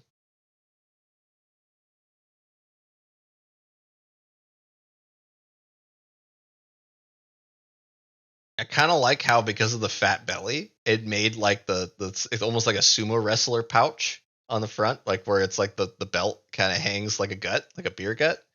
That's pretty cool.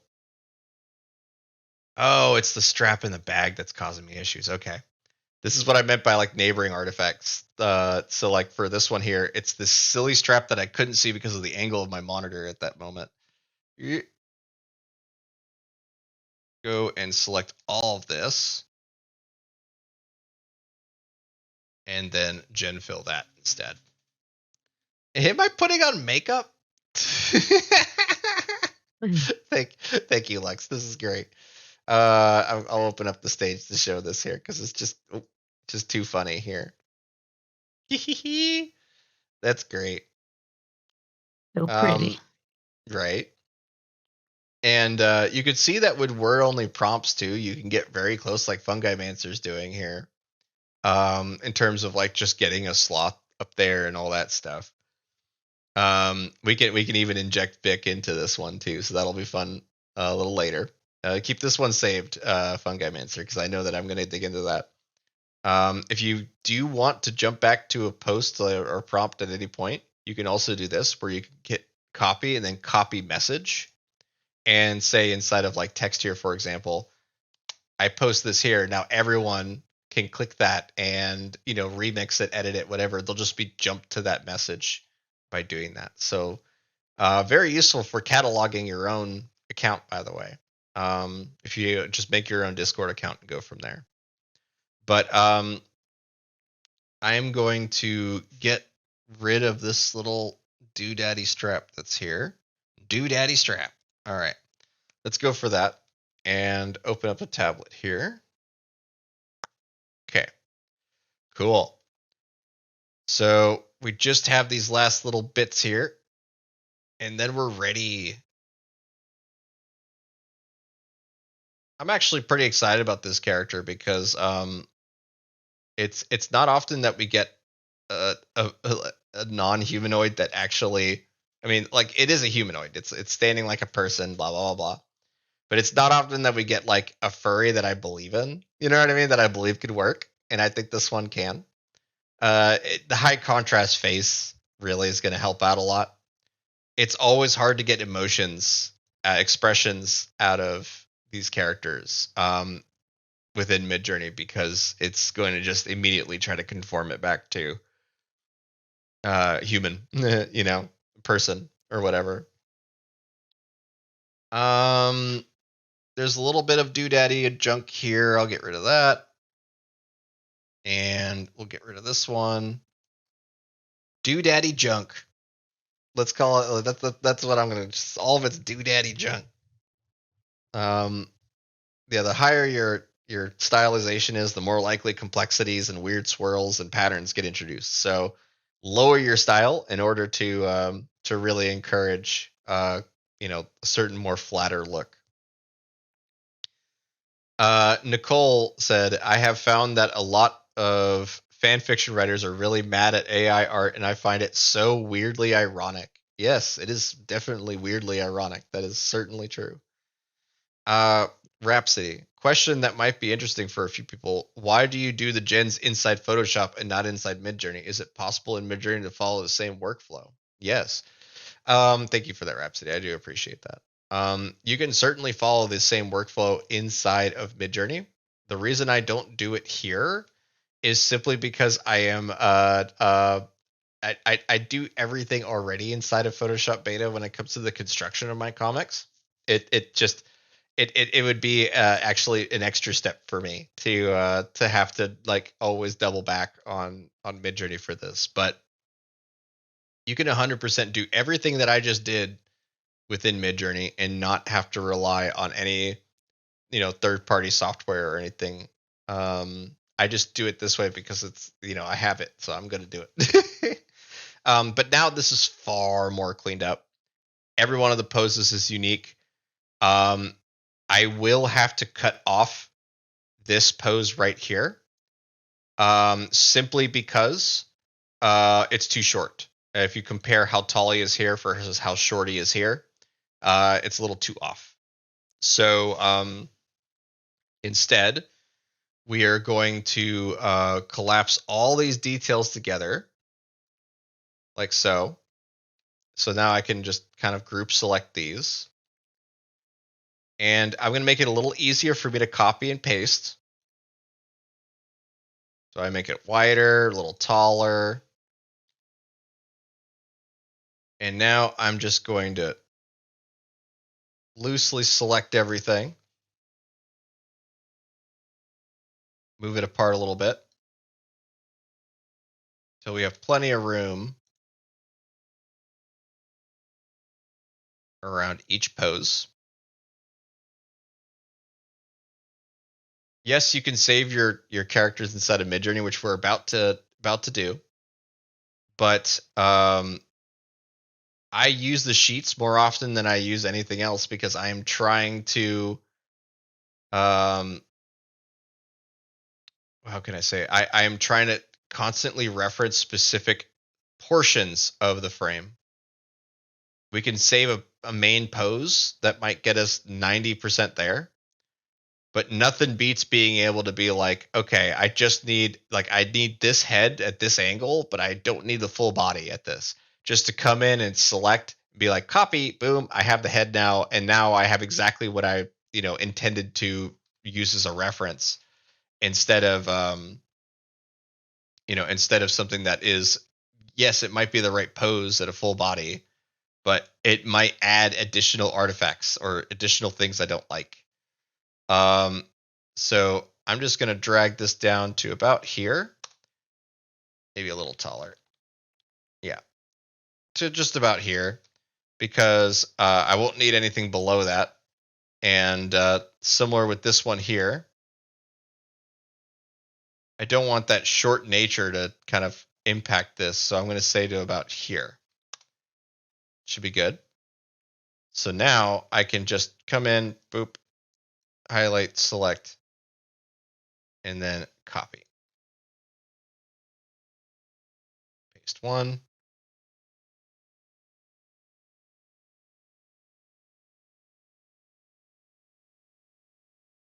And pasting another. And you can see what I'm doing here is I'm taking each pose and making sure that I have them fully selected.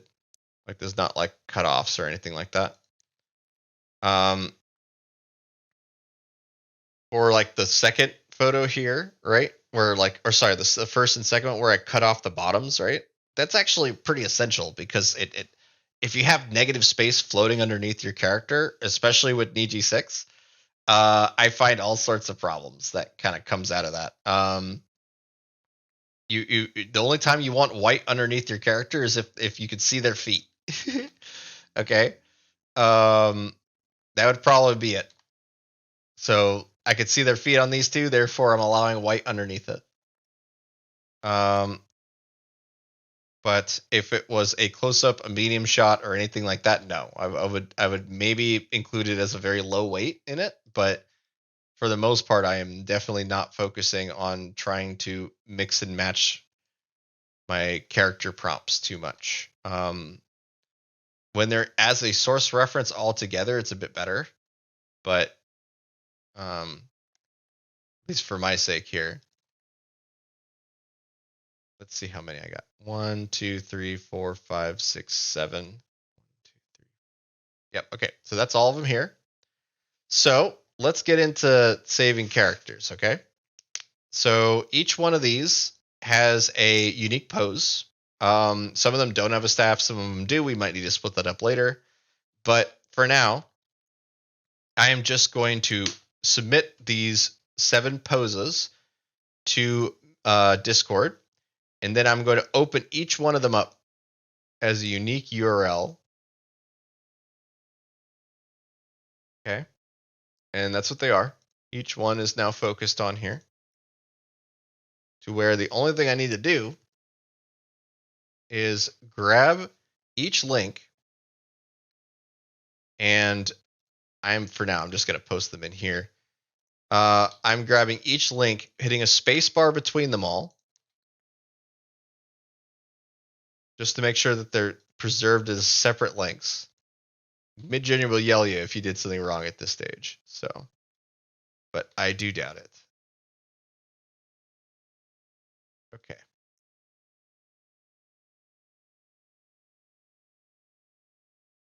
Then we have this one.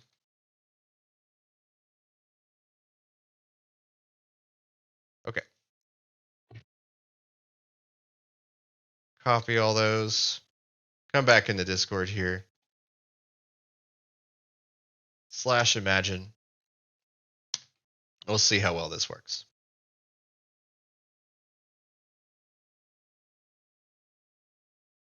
And while that's going, I'm going to start scrolling through here. Oh, wow. Clutch turning into Victor as you haven't seen my final form yet. I'm getting like Frieza vibes from that one. That was awesome. All right. Give me about a minute here. I'm going to drink some of my smoothie.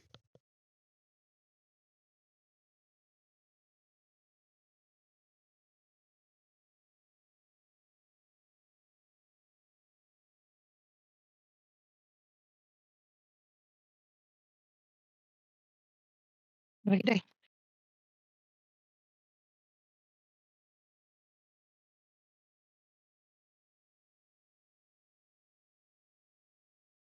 All right, I got you on stage, Kinky, if you wanted to say anything. You don't I'm have here. to. I was had to step away from the computer for a moment, but I'm back. All good.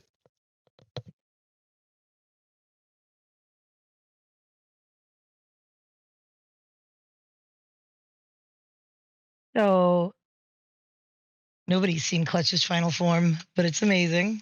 He's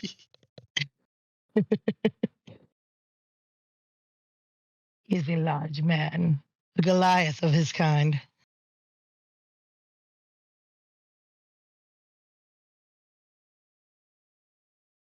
These pictures are so good. They are so good. I do want to mention that the staring at the orbs that down here. Like I do like the black orb, by the way. The black orb's real goth and awesome. Vanta black orb. But this sort of stuff, guys, it's like I want it to be. I'm probably gonna end up using it because I'm inspired by you guys to go like, oh, here's my orbs. What are these Dragon Balls? Like, just like make fun of everyone's orbs in a way. Yeah, it'll be really fun. I love this one though. Ponder into my orb. You can just see a giant eye inside of it. Oh yeah, it'd be great. Ponder it. I do want to remind everybody that we do have a prompt battle this Saturday and Sunday, and it's super fun, and you should all come. It's super friendly, welcoming, and helpful. And, a lot of times you can get questions answered if you have them. It's not specifically the goal of the event, but you can definitely get some things done and some help from the people in there. They're really nice. Yeah, prompt battles is great. It's a great place to learn, and just casually learn. And like right now, I'm kind of shotgunning a bunch of crap to you guys, right? But with the prompt battles, you can kind of just take it at your own pace, right? So yeah, I would heavily recommend, especially if feel free to yell at me if I'm going too fast or I otherwise like say weird things. But like I prompt battles is like a trial by fire method of learning, and it's really fun. Highly recommend it. Yeah. As long as your pace is 10 minutes. Oh, Yeah. come on. Well, we give you time if you need it. All right. And there's a Sunday one as well. And those awesome. reminders should go in at your time. It should say when it starts, wherever you are. Awesome. And Victor's back. Yeah. Okay. All right. So I do want to show really quick that we got the V6 version of the sloth showing up here. and it's already going to tell you what's better or what's worse about your design. Like how can we improve this, right? And it tells you that not based on the quality of one image, but by the patterns of the images that you see, right? Notice how this single draping cloth in the front keeps coming back up with the default settings that's here. That is something that should be a indicator that your character design is not like latently compatible, or at least not as compatible as it could be.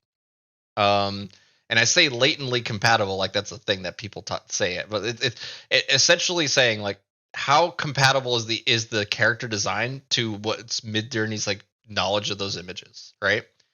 You can manipulate those images. You can use a different data set like Niji6, like we did here, right? But the thing is that at least for trying to remain within the realism and stuff, we are getting far closer with default V6 than we are with Niji 6, which makes sense. We're kind of striving a little farther away from the art world in that way, or like the flat line art anime aesthetic. So I'm gonna stick with V6 for now. But we notice that the cape here is consistent on 3 out of 4 of them, as opposed to the one that we have from Fungalmancer. We have a choice here. We could either say, hey, let's re-roll this, but set the image weight to max at 3.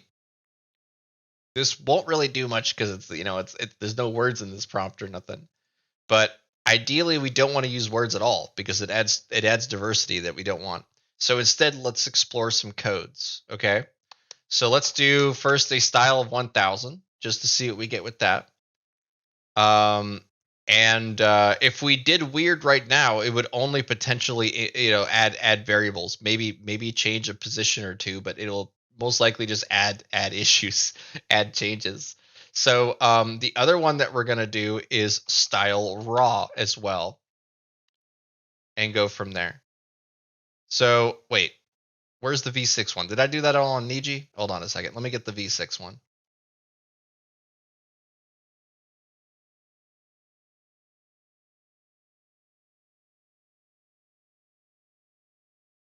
All right, that was Niji 6. That was V6. Oh, okay. Weird. So whose Niji 6 was this? Mine as well? Okay. All right. Yeah. I'm going to have to eat my words a little bit here because we just did this all on an EG6 one instead of V6, but it's fine. The V6 one is close enough too, but it's giving us similar issues. I wish I was a little more aware of that, but it's okay. It's okay. Let's see what our results are here.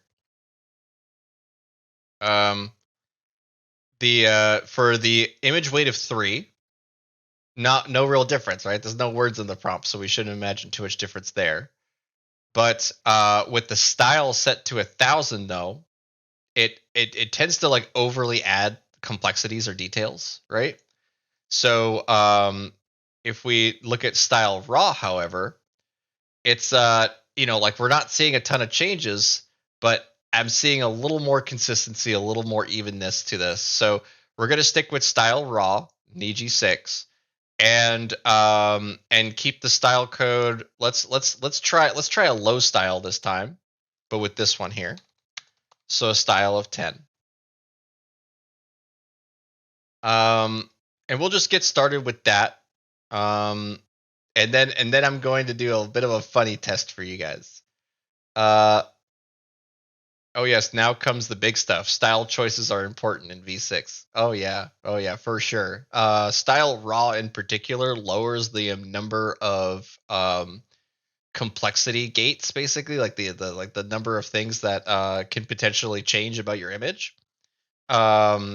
It lowers the number of those, so it's actually a completely different like logic from what I could tell. I've read one or two things from people that make it sound like turning on style raw is like changing all the rules all of a sudden, right? So we'll see about that panning out. But In terms of capturing my, the intent that I had here with the kind of drapey, you know, wizard-like cloth, I think the first one's pretty good there, but it's all missing certain details, like the bag's missing. There's definitely some continuity issues that come off of this design right off the bat. So our attempt here is to try to find out where those inconsistencies are, and build on top of what we know works. I'm going to say that this fourth one here is probably the best capture of all the stuff that we saw work with these others here. And the reason I say that is because we have a front cape, we have a belt, we have a nice green cape. I'm just saying, the color coding in this is perfect. It's so much better than the previous version of it. Nice turquoise front, green back, brown body. Very simple, right? That's what we want. That's what we want more than anything. And this only came up because of all the work I did in Photoshop to clean everything up, to get rid of all the doodads and ugly, wonky things. Now we have a clean character art to where I could start doing the fun thing now, and first expand out, and then we'll do a proper multi expression, multi pose on this. So let's copy all of our image art that we have, and we'll run it as an sref. Okay. And then set the sref to max. Just, the only time that I don't have the source reference set up really high, because I'm trying to aim for continuity, right? Is when I notice there's like a ton of convoluted results, like especially if it can't tell the gender of my character. Like that's when I'm like, oh, okay, my source reference is it's giving me some issues here. So I'll drop that much lower when I'm doing multiple poses, because it means diversity in the poses that I'll be getting. That I would say is the only other use case for me for low source weight. Okay. All right. Let's see. That's Lizzie's. Okay, this one's mine here. Okay.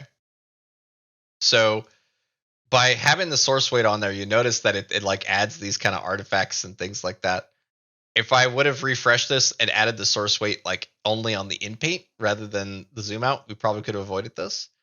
But I feel like we're going to inevitably get some kind of stump or something that the character is going to stand on. So instead, I am going to go back, and instead of doing a zoom to 2, because anytime you zoom out excessively, it adds, it just tries to make the canvas more interesting. So I'm going to do 1.5 instead. And let's go ahead and just add this as an sref right off the bat. And I'm not going to worry about my source weight code for it, because my intention is not actually to do anything beyond make the canvas bigger.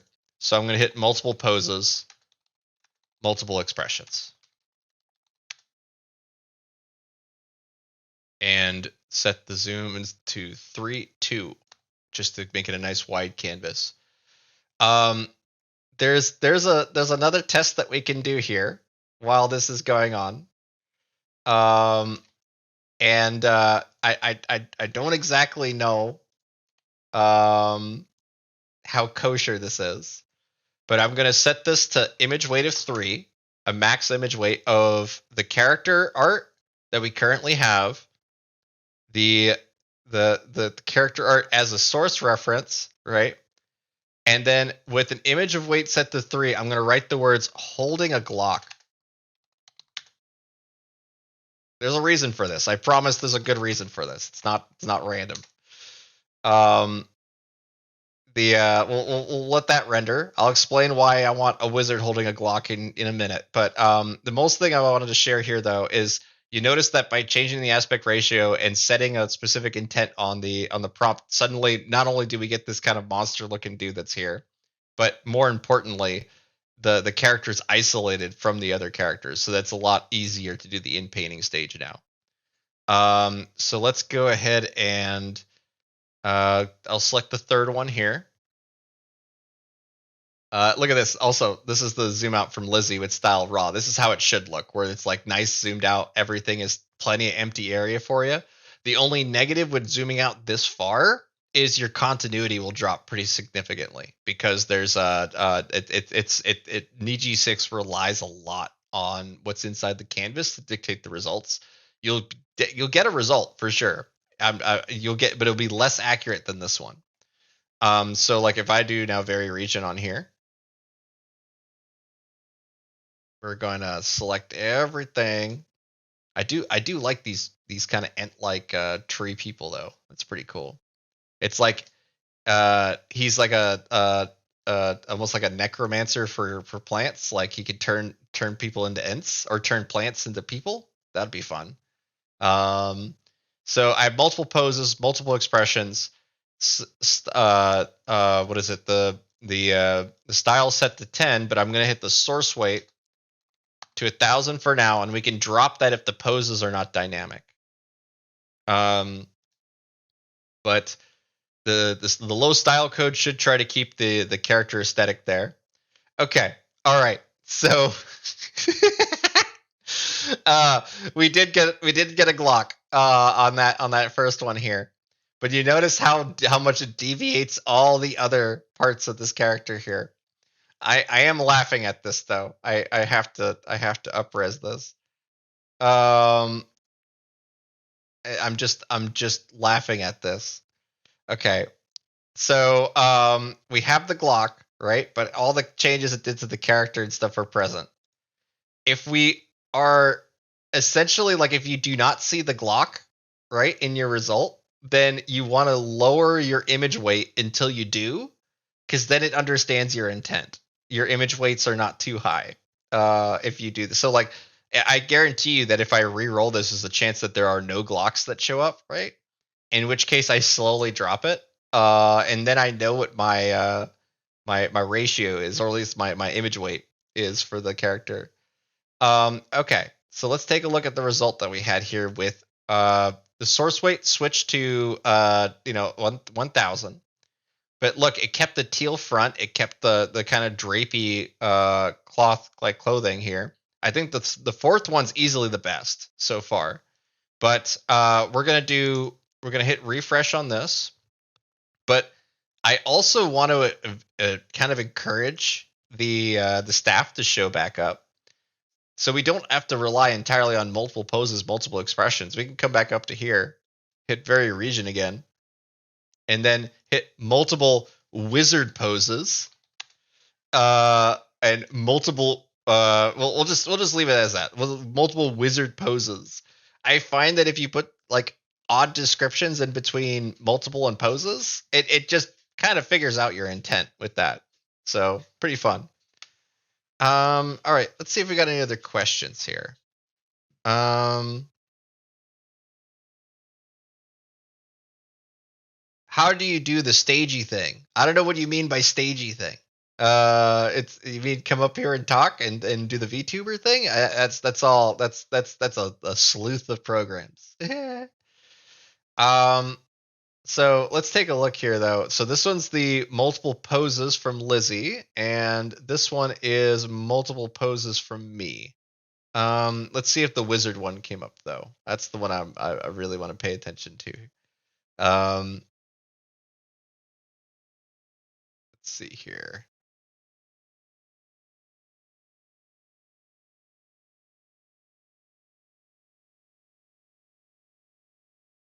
Sorry. Let's see if I.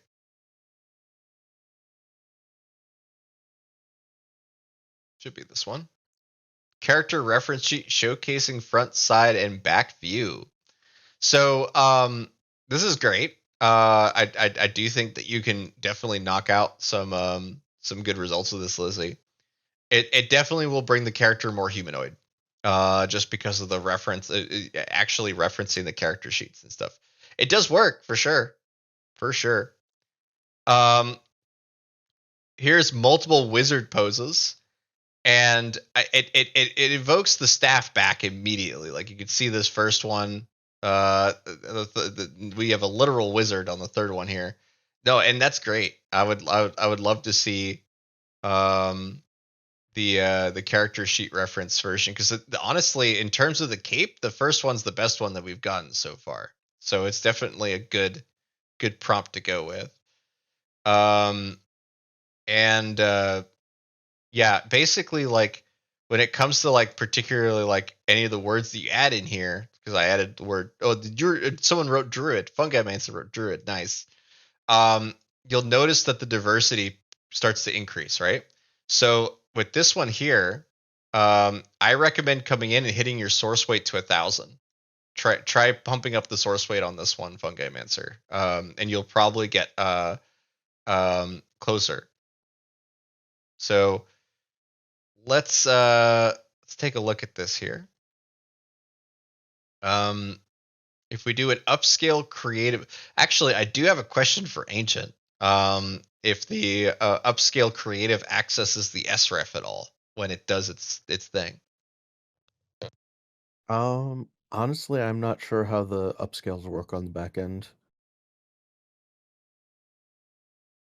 Interesting. Yeah, I mean, the only reason I asked that is because like I have no idea whether it's just like a third party thing that's just kind of processing the images after the fact, or if it's if it's actually accessing the kind of the core stuff there. So I'll be curious to learn about that later.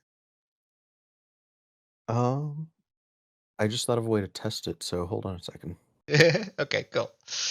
Awesome. So basically, because of the non-humanoid aspect of this, there's going to be parts of it where it doesn't really know exactly what you want to do. I really like the backwards head though. Like he's I almost imagine it that he's so lazy that rather than turn around, he just picks his head up and bends his spine backward and back and back, like this way, like going back and back and back, and just to look behind him, but does it slowly. Seriously. That's what makes me laugh about this. Mid-Journey. Oh, Can they do oops. that? Can they do something like that? I feel like they must. Well, when they're laying on branches and stuff, they lean back really far, right? So like it makes sense. Ooh, this third one's really good though, Fungalmancer. Look, I mean, you hit the styles up to 1,000, which is great. In terms of like making something really pretty and organized.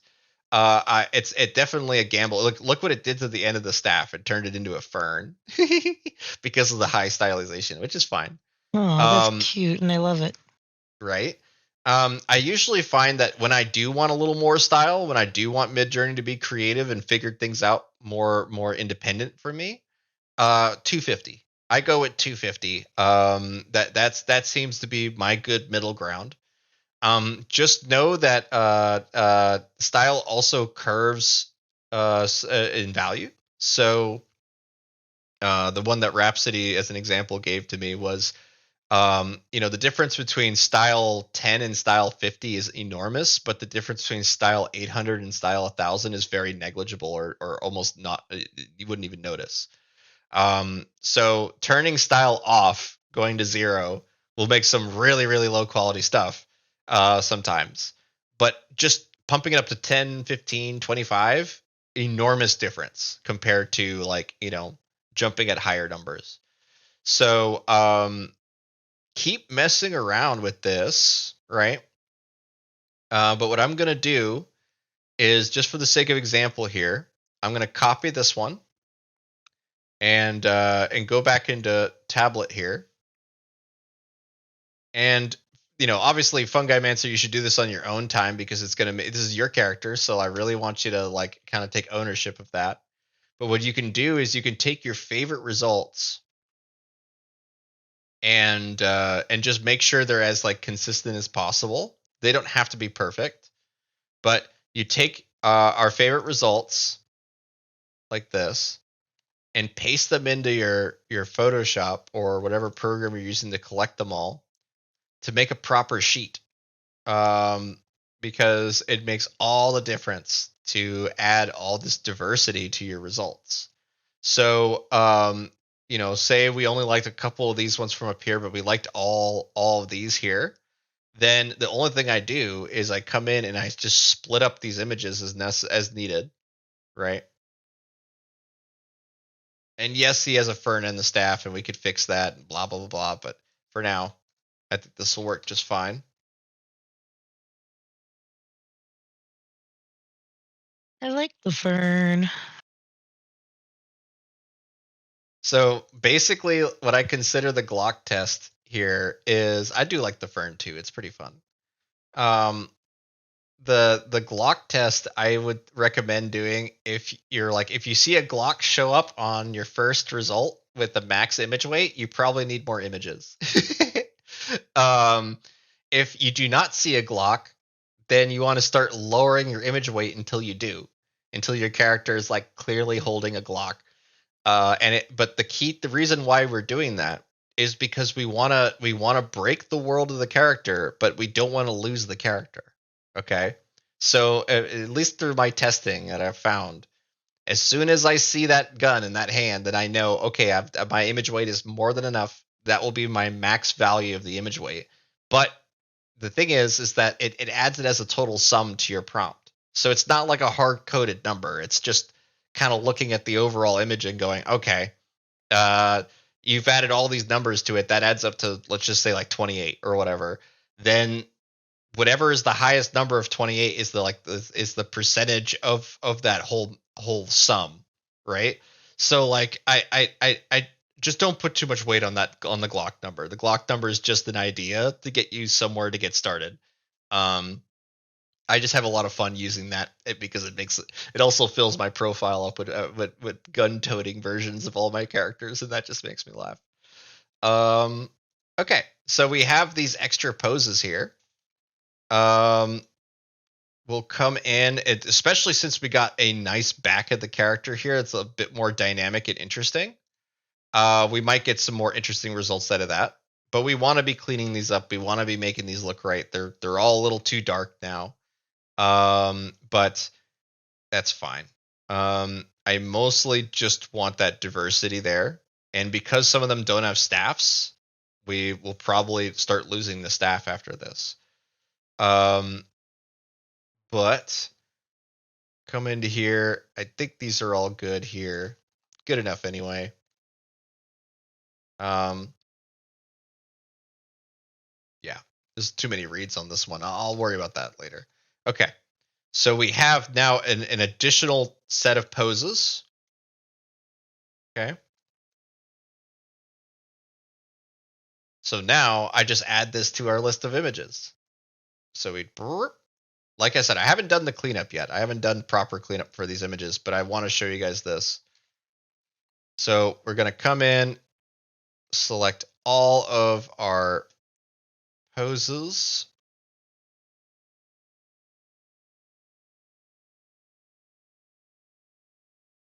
Oops, what am I doing? Why is this just randomly? I hit up at one point and it didn't like that. Okay. Brought me to my previous prompt or something. I'm pasting all the images into here.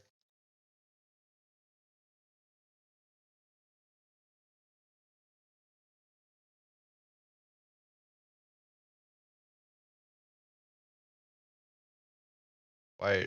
Oh, okay. Didn't like me doing this. Got it. Okay.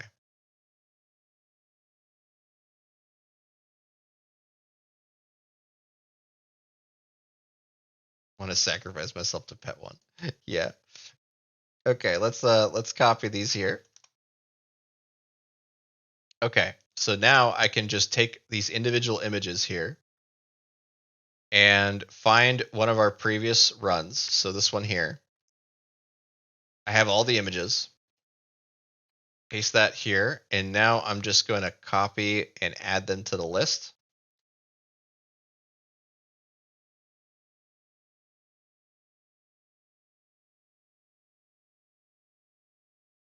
And it won't be perfect, but it'll bring us a lot closer to our intent, I believe.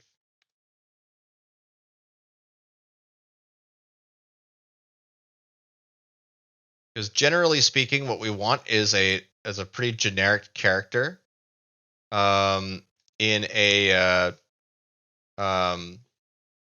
what is it, in a pose that seems like it's flexible, preferably arms out a little bit, and then we can manipulate that character through word-only prompts and srefs. So I have all these characters, I have all this here saved. So I can now hit this as a source reference. Set the source weight to 1,000 for now. I'm just going to leave it on default style for now. We'll hit Niji6 because that's what we've been working with. And I'm going to write Sloth Wizard now. Casting a spell without any images inside of the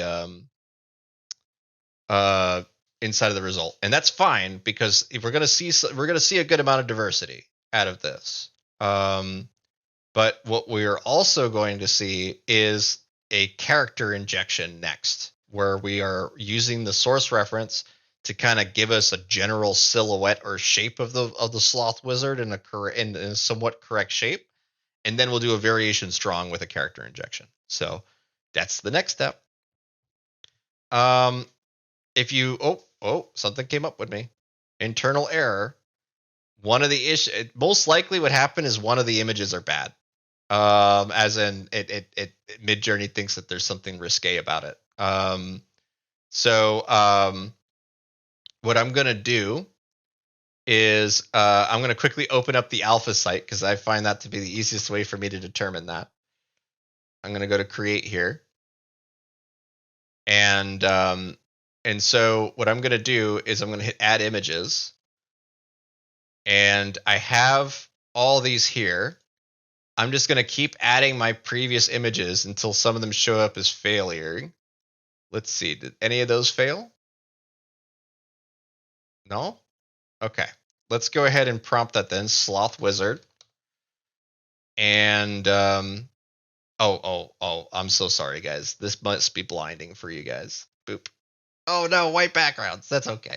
Let's go ahead and open up this. This is the alpha site, by the way. If you've not messed with alpha.midjourney.com, I recommend it. There's a lot of new things in here.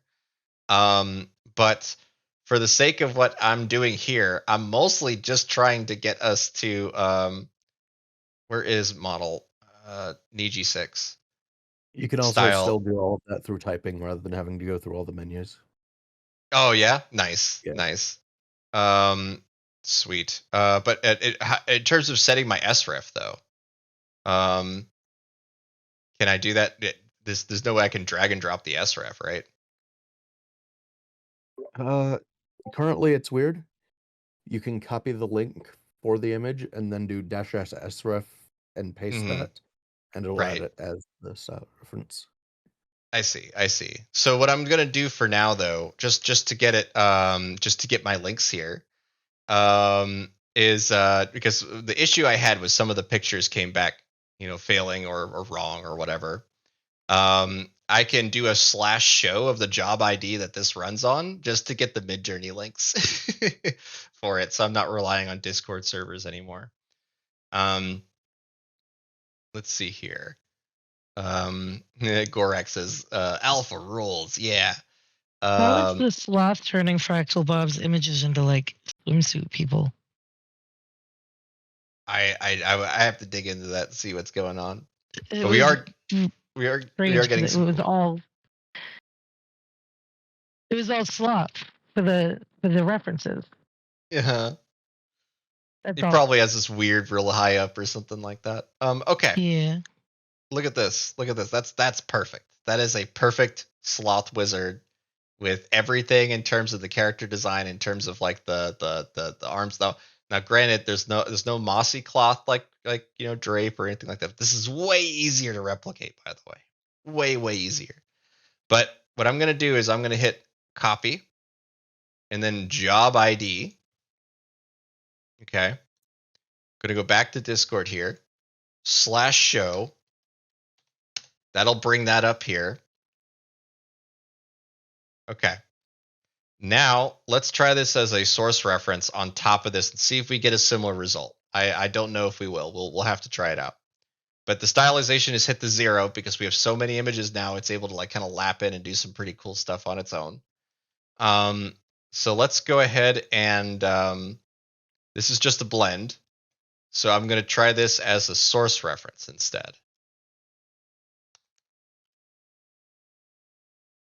sref, add those images in there, and then submit. We'll see how different this is. But for now, I'm also going to upres this one. And we'll do the multiple character trick on this one too, because this is such a cool result. It's like the more simplified, deduced version of what we were aiming for. So 1.5, and we'll just do multiple expressions, multiple poses, and then add that as an sref for the end here. Okay, we'll let that go. Okay, check this out. Look how much more diverse the results are because we use it as an sref instead of a blend. Okay, so this I in terms of the intent of what we had, they're all bird people, which is really fascinating actually. I don't know why sloth is turning people into birds, but it's probably the feather-like aesthetic that shows up in the images. So I'm going to say the third and the first one will upres for now. Aha, look at this. Look how realistic this is. This is awesome. I love them in the water. It's so cool. But now we're going to do this as a character injection. So we'll do variation strong. Going to copy all of the images there. Paste them in the front of the prompt and then submit. The variation strong does some pretty interesting stuff with the previous image that you're working on, right? So this is all cool and stuff. But we can also do a variation subtle, but just delete.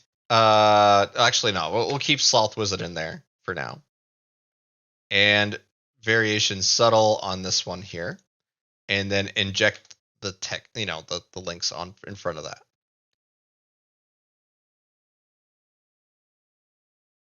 Yeah, I like this kind of graffiti art. That's awesome. So high stylization is far more likely to give you a finished product that kind of looks like something that you might be wanting or proud of or whatever, but it is also going to deviate heavily away from your intent, or at least potentially it could. So I do like this a lot, especially it's kind of like Paddington Bear as a sloth wizard. So that's fun. So we got it seems like the bird person kind of look is coming from the white in the face of the sloth. But look at this. That is already way closer to what we had in the image reference source references. There's leaves, there's grass. It's like it's a really fun combination of the two because we are doing this as a variation strong. It's giving us a base because of the source ref, but it is it's still injecting the images on top of that. So we now pick whichever one we like the most out of these. So I'm going to say this one here. I'm going to re-roll this, but this time I'm going to hit the style to 250, and we'll see what the difference is between those two here.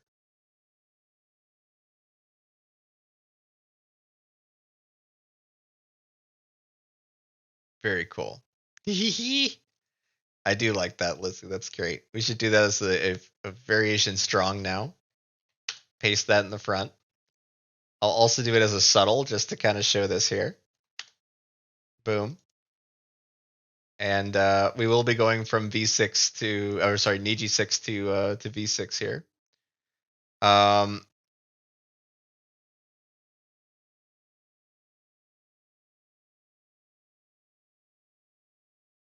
See what we get.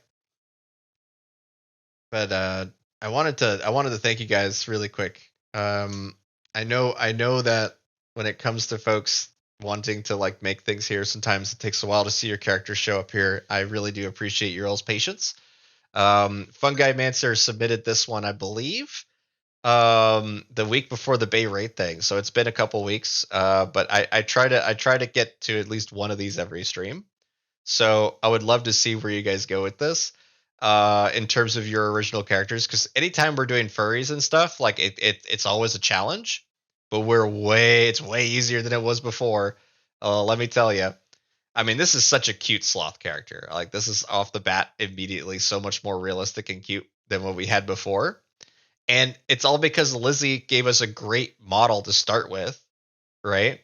And then I just hit variation strong with all the work we did before. Remember, all the work you do doesn't go away just because you change your mind on things or something looks better. It's just simply true that the more that we that we work on something, the more refined our ideas get. And there's just there's no foul in there. Like, you didn't waste any time making what we made here because we went with something that, honestly, look at this. It captured the bag. It captured the strap as the singular strap of fabric. Like, it's understanding of this. Yeah, and it's all thanks to the fact that she gave us a fantastic starting prompt off of off of words only. And then we do a character injection of the art of everything we worked on so far is in there as well. And this is not an SREF. This is just submitting it in. It's great. So what that means, though, is that I can now source reference as we expand out. So let's do a custom zoom. We will set the images here as an SREF. Boom. I'm going to leave it default for now. I think maxing it out also causes its own issues, actually. But we'll do it at 1.5 on the zoom, and then set the aspect ratio to 3:2. This will finally get us back to my original mistake, by the way, of starting with Nietzsche 6. This just shows you how well it can interpret all that. It's amazing. Thank you for that, Lizzie. Yeah, he is a lot of fun to play with. I knew that it was going to be fun to mess with this character, and I hope to see these character prompts so that Fungi would be able to make with this as being like kind of a persona for like the wizard posting subreddit or any of the other like wizard related internet things that are going on right now. It'd be way easier. I'd love to see the sloth and the lizard guy we made a couple weeks ago hang out. Oh yeah, that'd be fun. Oh yeah, for sure. Yeah, the I troll for yeah, for sure. That'd be gecko. Fun. Oh, the gecko. That's right. So let me go ahead and up-res the third one here. Do vary region. Okay. Remember, there is other text in here. This all comes from Lizzie here, but we don't need it anymore because we are doing multiple poses, multiple expressions. Because everything she wrote's already baked into the center of the image here. So we're good on that. We just need to now select the rest of this.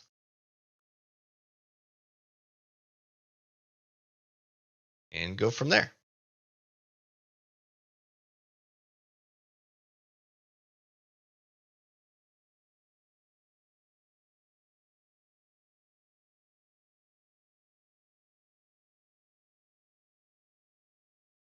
All right.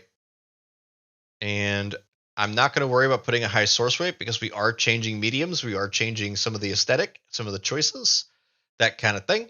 So I don't want to be too strict on it. I don't want to max out any values or anything. Usually you don't even really want to max things out. You just want to kind of, do one or two things. But yeah, or at least get closer to max as opposed to maxing out entirely. You hit the ceiling. There's nowhere else to go. We'll see how that one comes out. Yeah, thank you for being here. I love this little animation that Rhapsody did. That's too fun. All right, we'll take a look at this here in a moment, and then nice. Take a look. Oh my god, that's perfect. Just perfect. And this all comes from having a great starting model, yes, But then running this source reference, what is it with we worked off of all defaults here, right? We didn't even do any changes to stylize, right? You could experiment with stylize, you could experiment with all this kind of stuff, but look how good that came out. Like frankly, this is the one that I would probably tell Fungalmancer to save up here. So I'm going to copy that link for you guys here, paste it inside of VC text. That's going to link you to Fungalmancer's collab, I'm going to call it, with Lizzie and myself here. Highlight and select like I have it listed here, where you're highlighting, selecting everything that's around, and try different fun things for Fungalmancer to do. Okay, so like I right now have multiple poses, multiple expressions. The expressions aren't really coming through because it's an animalistic face, but let's just try multiple expressions on their own, and we'll see what we get.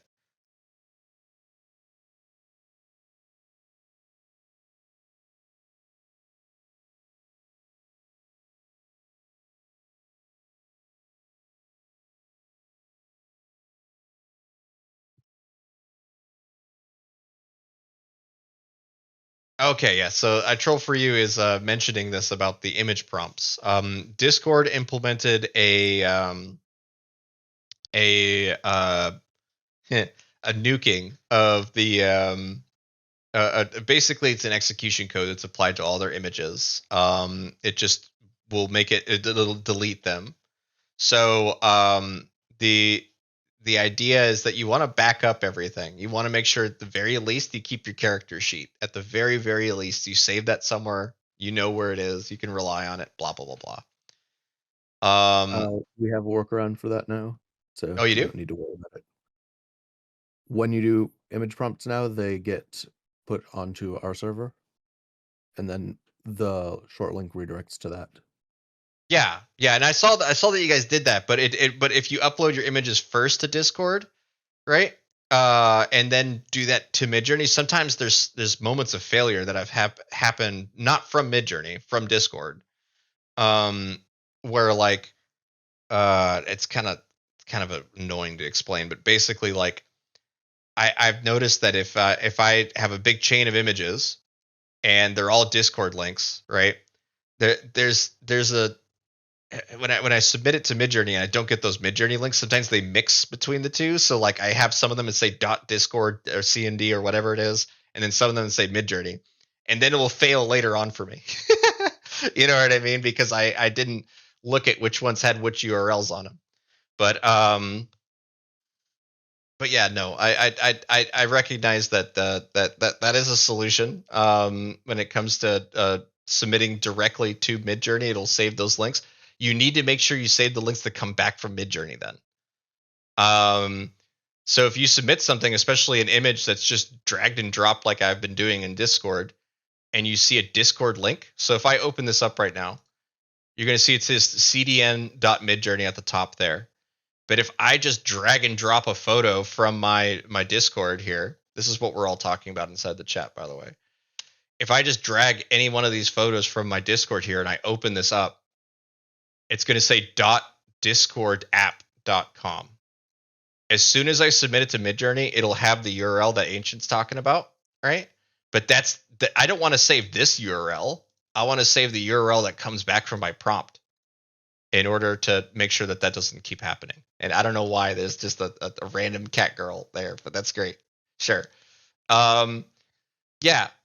So we can see that Fungalmancer multiple happy sloth faces, multiple happy sloth expressions. Look, you got it on the first, on the second one here. He's definitely happy. That's all you really need is that one close up, right? But yeah, I'm really digging this sort of aesthetic that you guys are going for here. And it seems like it's pretty easy to describe. Like that's a pretty solid spell, as Rhapsody likes to call it, spells. And you can just in paint your backgrounds and make all the changes you need. Yeah, her spell. Yeah. hydration reminder for your voice. Thank you. I do have a little smoothie that, it's something my wife made, but she put a sticky note going on. It says on the sticky note here, it's a mango blackberry smoothie. I'm sorry, it's gross. And I will admit, she's not really that wrong. Mango and blackberry doesn't really match, but it's all good. It's all good. It's better for my throat. So, look, there's a giant burger. Mangberry. Look at the Burger Man. Okay, if we, that you can just expand out and make Burger Man a thing, right? Like, this is the power that you guys have now. Do you want to make Burger Man a thing? Because it's really easy. You just zoom out. And the rules. Yeah, he kind of does the rule, honestly. If you went to a fast food joint and imagine going anywhere else, yeah, it could be durian. Yeah, durian burger. Durian smoothie. Oh no, I meant durian smoothie. Oh, I see. Yeah, durian smoothie would be awful. Yeah, I had one of those during office hours a few weeks ago. A month or so ago. It wasn't good. I bet. I've only heard terrible things, but I do want to emphasize though that the idea of like, it kind of reminds me of like, at the barbecue places where they have like a cow serving you beef, right? Or it's like a cow that's really excited about cannibalism, about like you eating its own kind and stuff like that. That's the burger equivalent of that. So he's ready and excited for you to consume all of his burger fleshy, friends and stuff. So there you go. There you go. We're starting the Fungalmancer arc here, but oh god, look at like it's what I'm eating right now. It's my smoothie. Look at that. Amazing. Okay. At this point, I've covered the basics when it comes to a lot of the starting your own character, that kind of thing. But now that we have all these URLs that work, that we know are good or whatever, the real solution, by the way, is for Fungalmancer to take his time and build out one of the more realism ones like this, like what all the reactions and things that he wants, because expressions take a lot of time with furry characters. It has to manipulate the face in unrealistic ways, and Midjourney has trouble doing that. So, it takes a good amount of time to sandwich that all together. But the important thing is after you got everything cleaned up and you prove that your character is reliable, like we did with the Fungalmancer here, you can just copy your URLs from Midjourney, hit /prefer, hit option set, and then write a name for him. So I'm going to name him Fun Guy because he's a fun guy. He's going to be the fun guy. And then value, which, by the way, I know a guy that works in mushrooms, right? That works on, mycelio, like different things. The fun guy joke is one of the worst things you could ever tell him. Like, it's literally just misery for him to hear another, he's a fun guy. Yeah.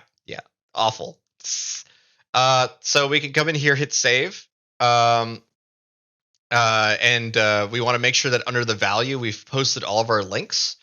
So now I can hit enter. And whenever I now write /imagine, I can put -- fun guy. And as soon as I do that, it'll repopulate it with all the links. And that's effectively saving your character. So if you have your character pre-weighted in a way, you can save all those weights if you want to. If you're using Niji5 and you have a style code that you really like that is always with your character, like I have for the first version of Gnome, you can save that as well. So for the first version of Gnome, she has her style code in there, is Niji5, all that stuff, but her links are from the old Midjourney stuff. So sadly, all those codes are gone. So I will need to re-upload those.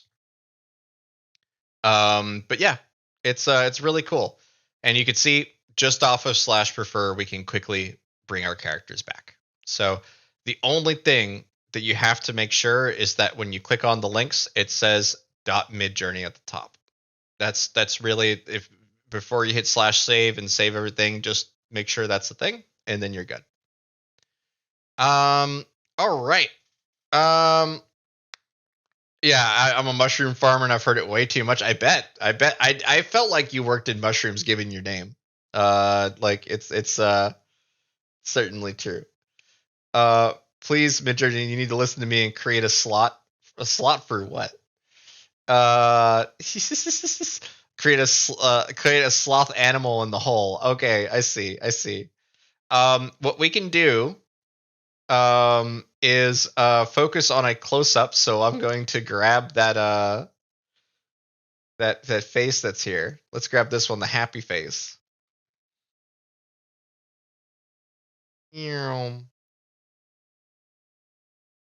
And instead of using Photoshop, I'm just going to use the snipping tool.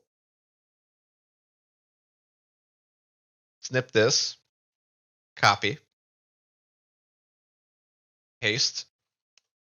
Now I got a link that I can use temporarily. It made your pout today? Yeah, definitely. So I'm going to come into very region here on that hole that's giving you troubles. And let's pop up here. Very region. Anytime that there's darkness, voids, anything like that, it's going to get real picky with you when it comes to wanting to do what you want to do. Okay?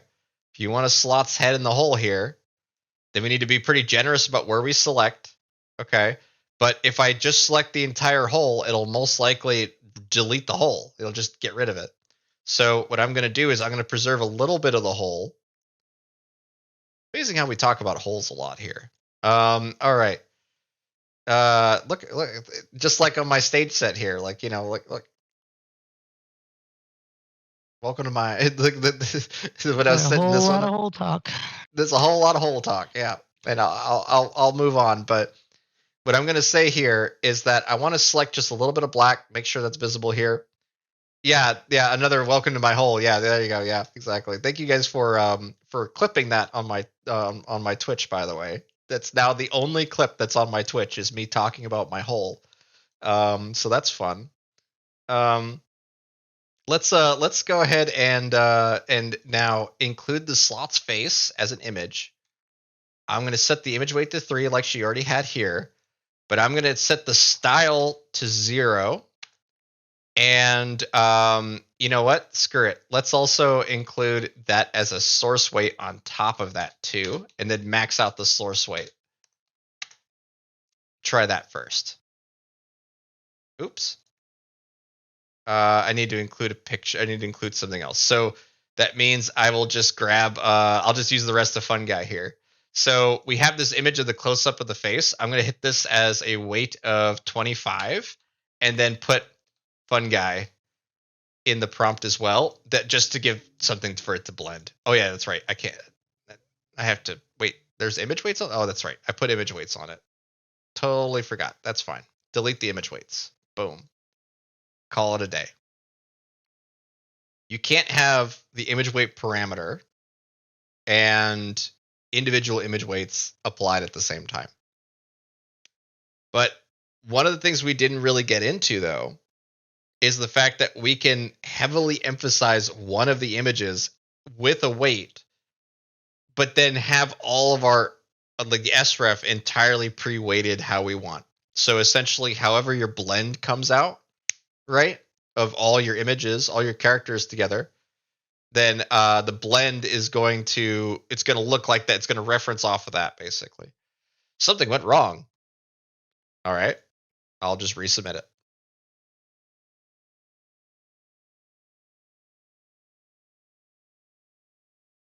We'll see if this works.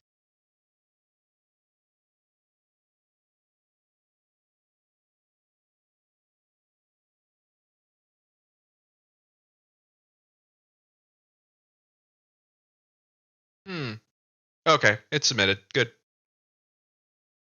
Let's get that in there.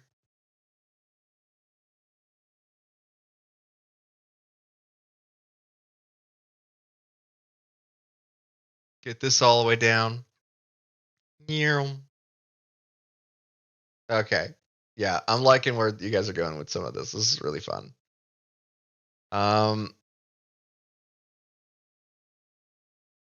that fine? Did that one fail also?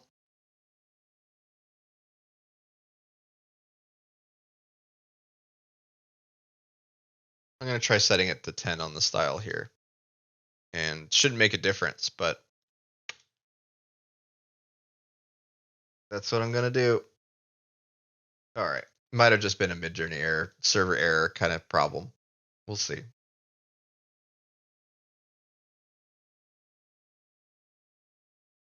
Nope. It's still kicking it back for me. Okay, no, it is loading now. Okay. Thank you for that. Okay, and now it's no longer. Okay. So what I was trying to show you guys though is that you can force it so that the face of the sloth, right, is like the primary image that's used when referencing the source reference. So I'm going to try this another way. Instead of setting that to a very high number of 25 and put fun guy into it, I'm going to just say sloth face, like happy sloth face. Style 10 with only the close up of the face as the first thing, and then the rest of them as a source reference, I believe. I'm going to come back into here, hit the source reference as fun guy himself. So the entire character for source reference.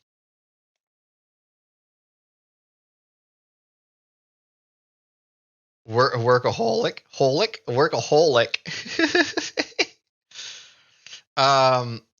That's nice. What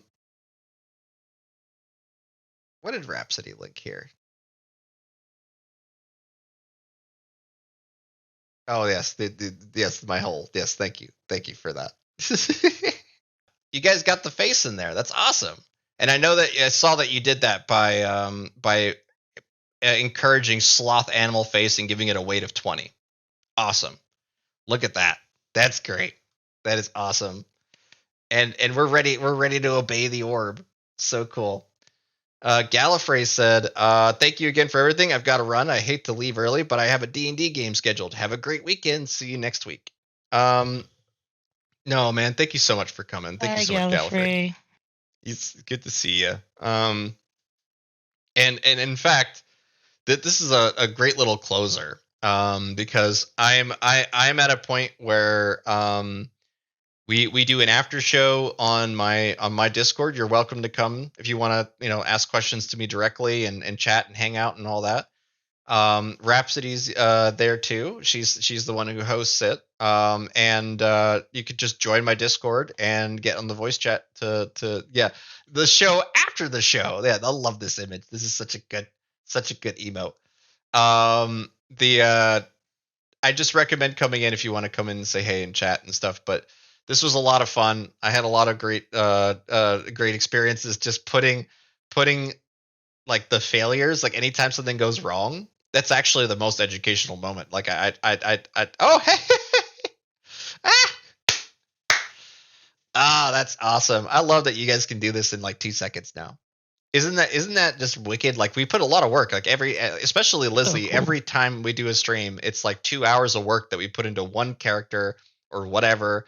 And the results of it you see because you could just go through the history and see what it took to make everything that we did today. And it just takes a little in painting of that extra strap to get rid of that, and then boom, everything's perfect for this picture. So awesome work there, Lizzie. And thank you so much. I really do appreciate all this stuff, guys. And I just wanted to say that a couple of specific thank yous to folks here. Oops, I keep clicking things I shouldn't be clicking. Okay, there you go. All right. Thank you so much, Princess Lux. Thank you, Getters. Thank you, Kinky, Gallifrey, Rhapsody. You're welcome. No, you guys are awesome. Lizzie, oh wow. I mean, like Never, I troll for you. Awesome folks all the way up and down, all the way through here. And I just wanted to thank you guys so much for coming and joining the stream here. I'll see you on my Discord if you're there. But otherwise, I hope you guys have a great weekend and stay safe out there. Kiki will have a couple closing statements here, and then we'll see you guys on my server if you want to come in and ask questions. So thank you again. Oh yeah, just once again tomorrow prom paddles and Sunday prom paddles. We do that for like 8 hours a day, so you probably can't miss it if you try to get there. But also in the morning there's going to be a prompting for beginners class, so that should be on the event calendar at some point. And I hope you all get there and come see us and hang out. It's a great time, and you'll learn a lot. I hope you have a wonderful night, everybody, and thanks for coming. Good night. Bye bye. Bye bye, y'all. Y'all have a good one. See ya.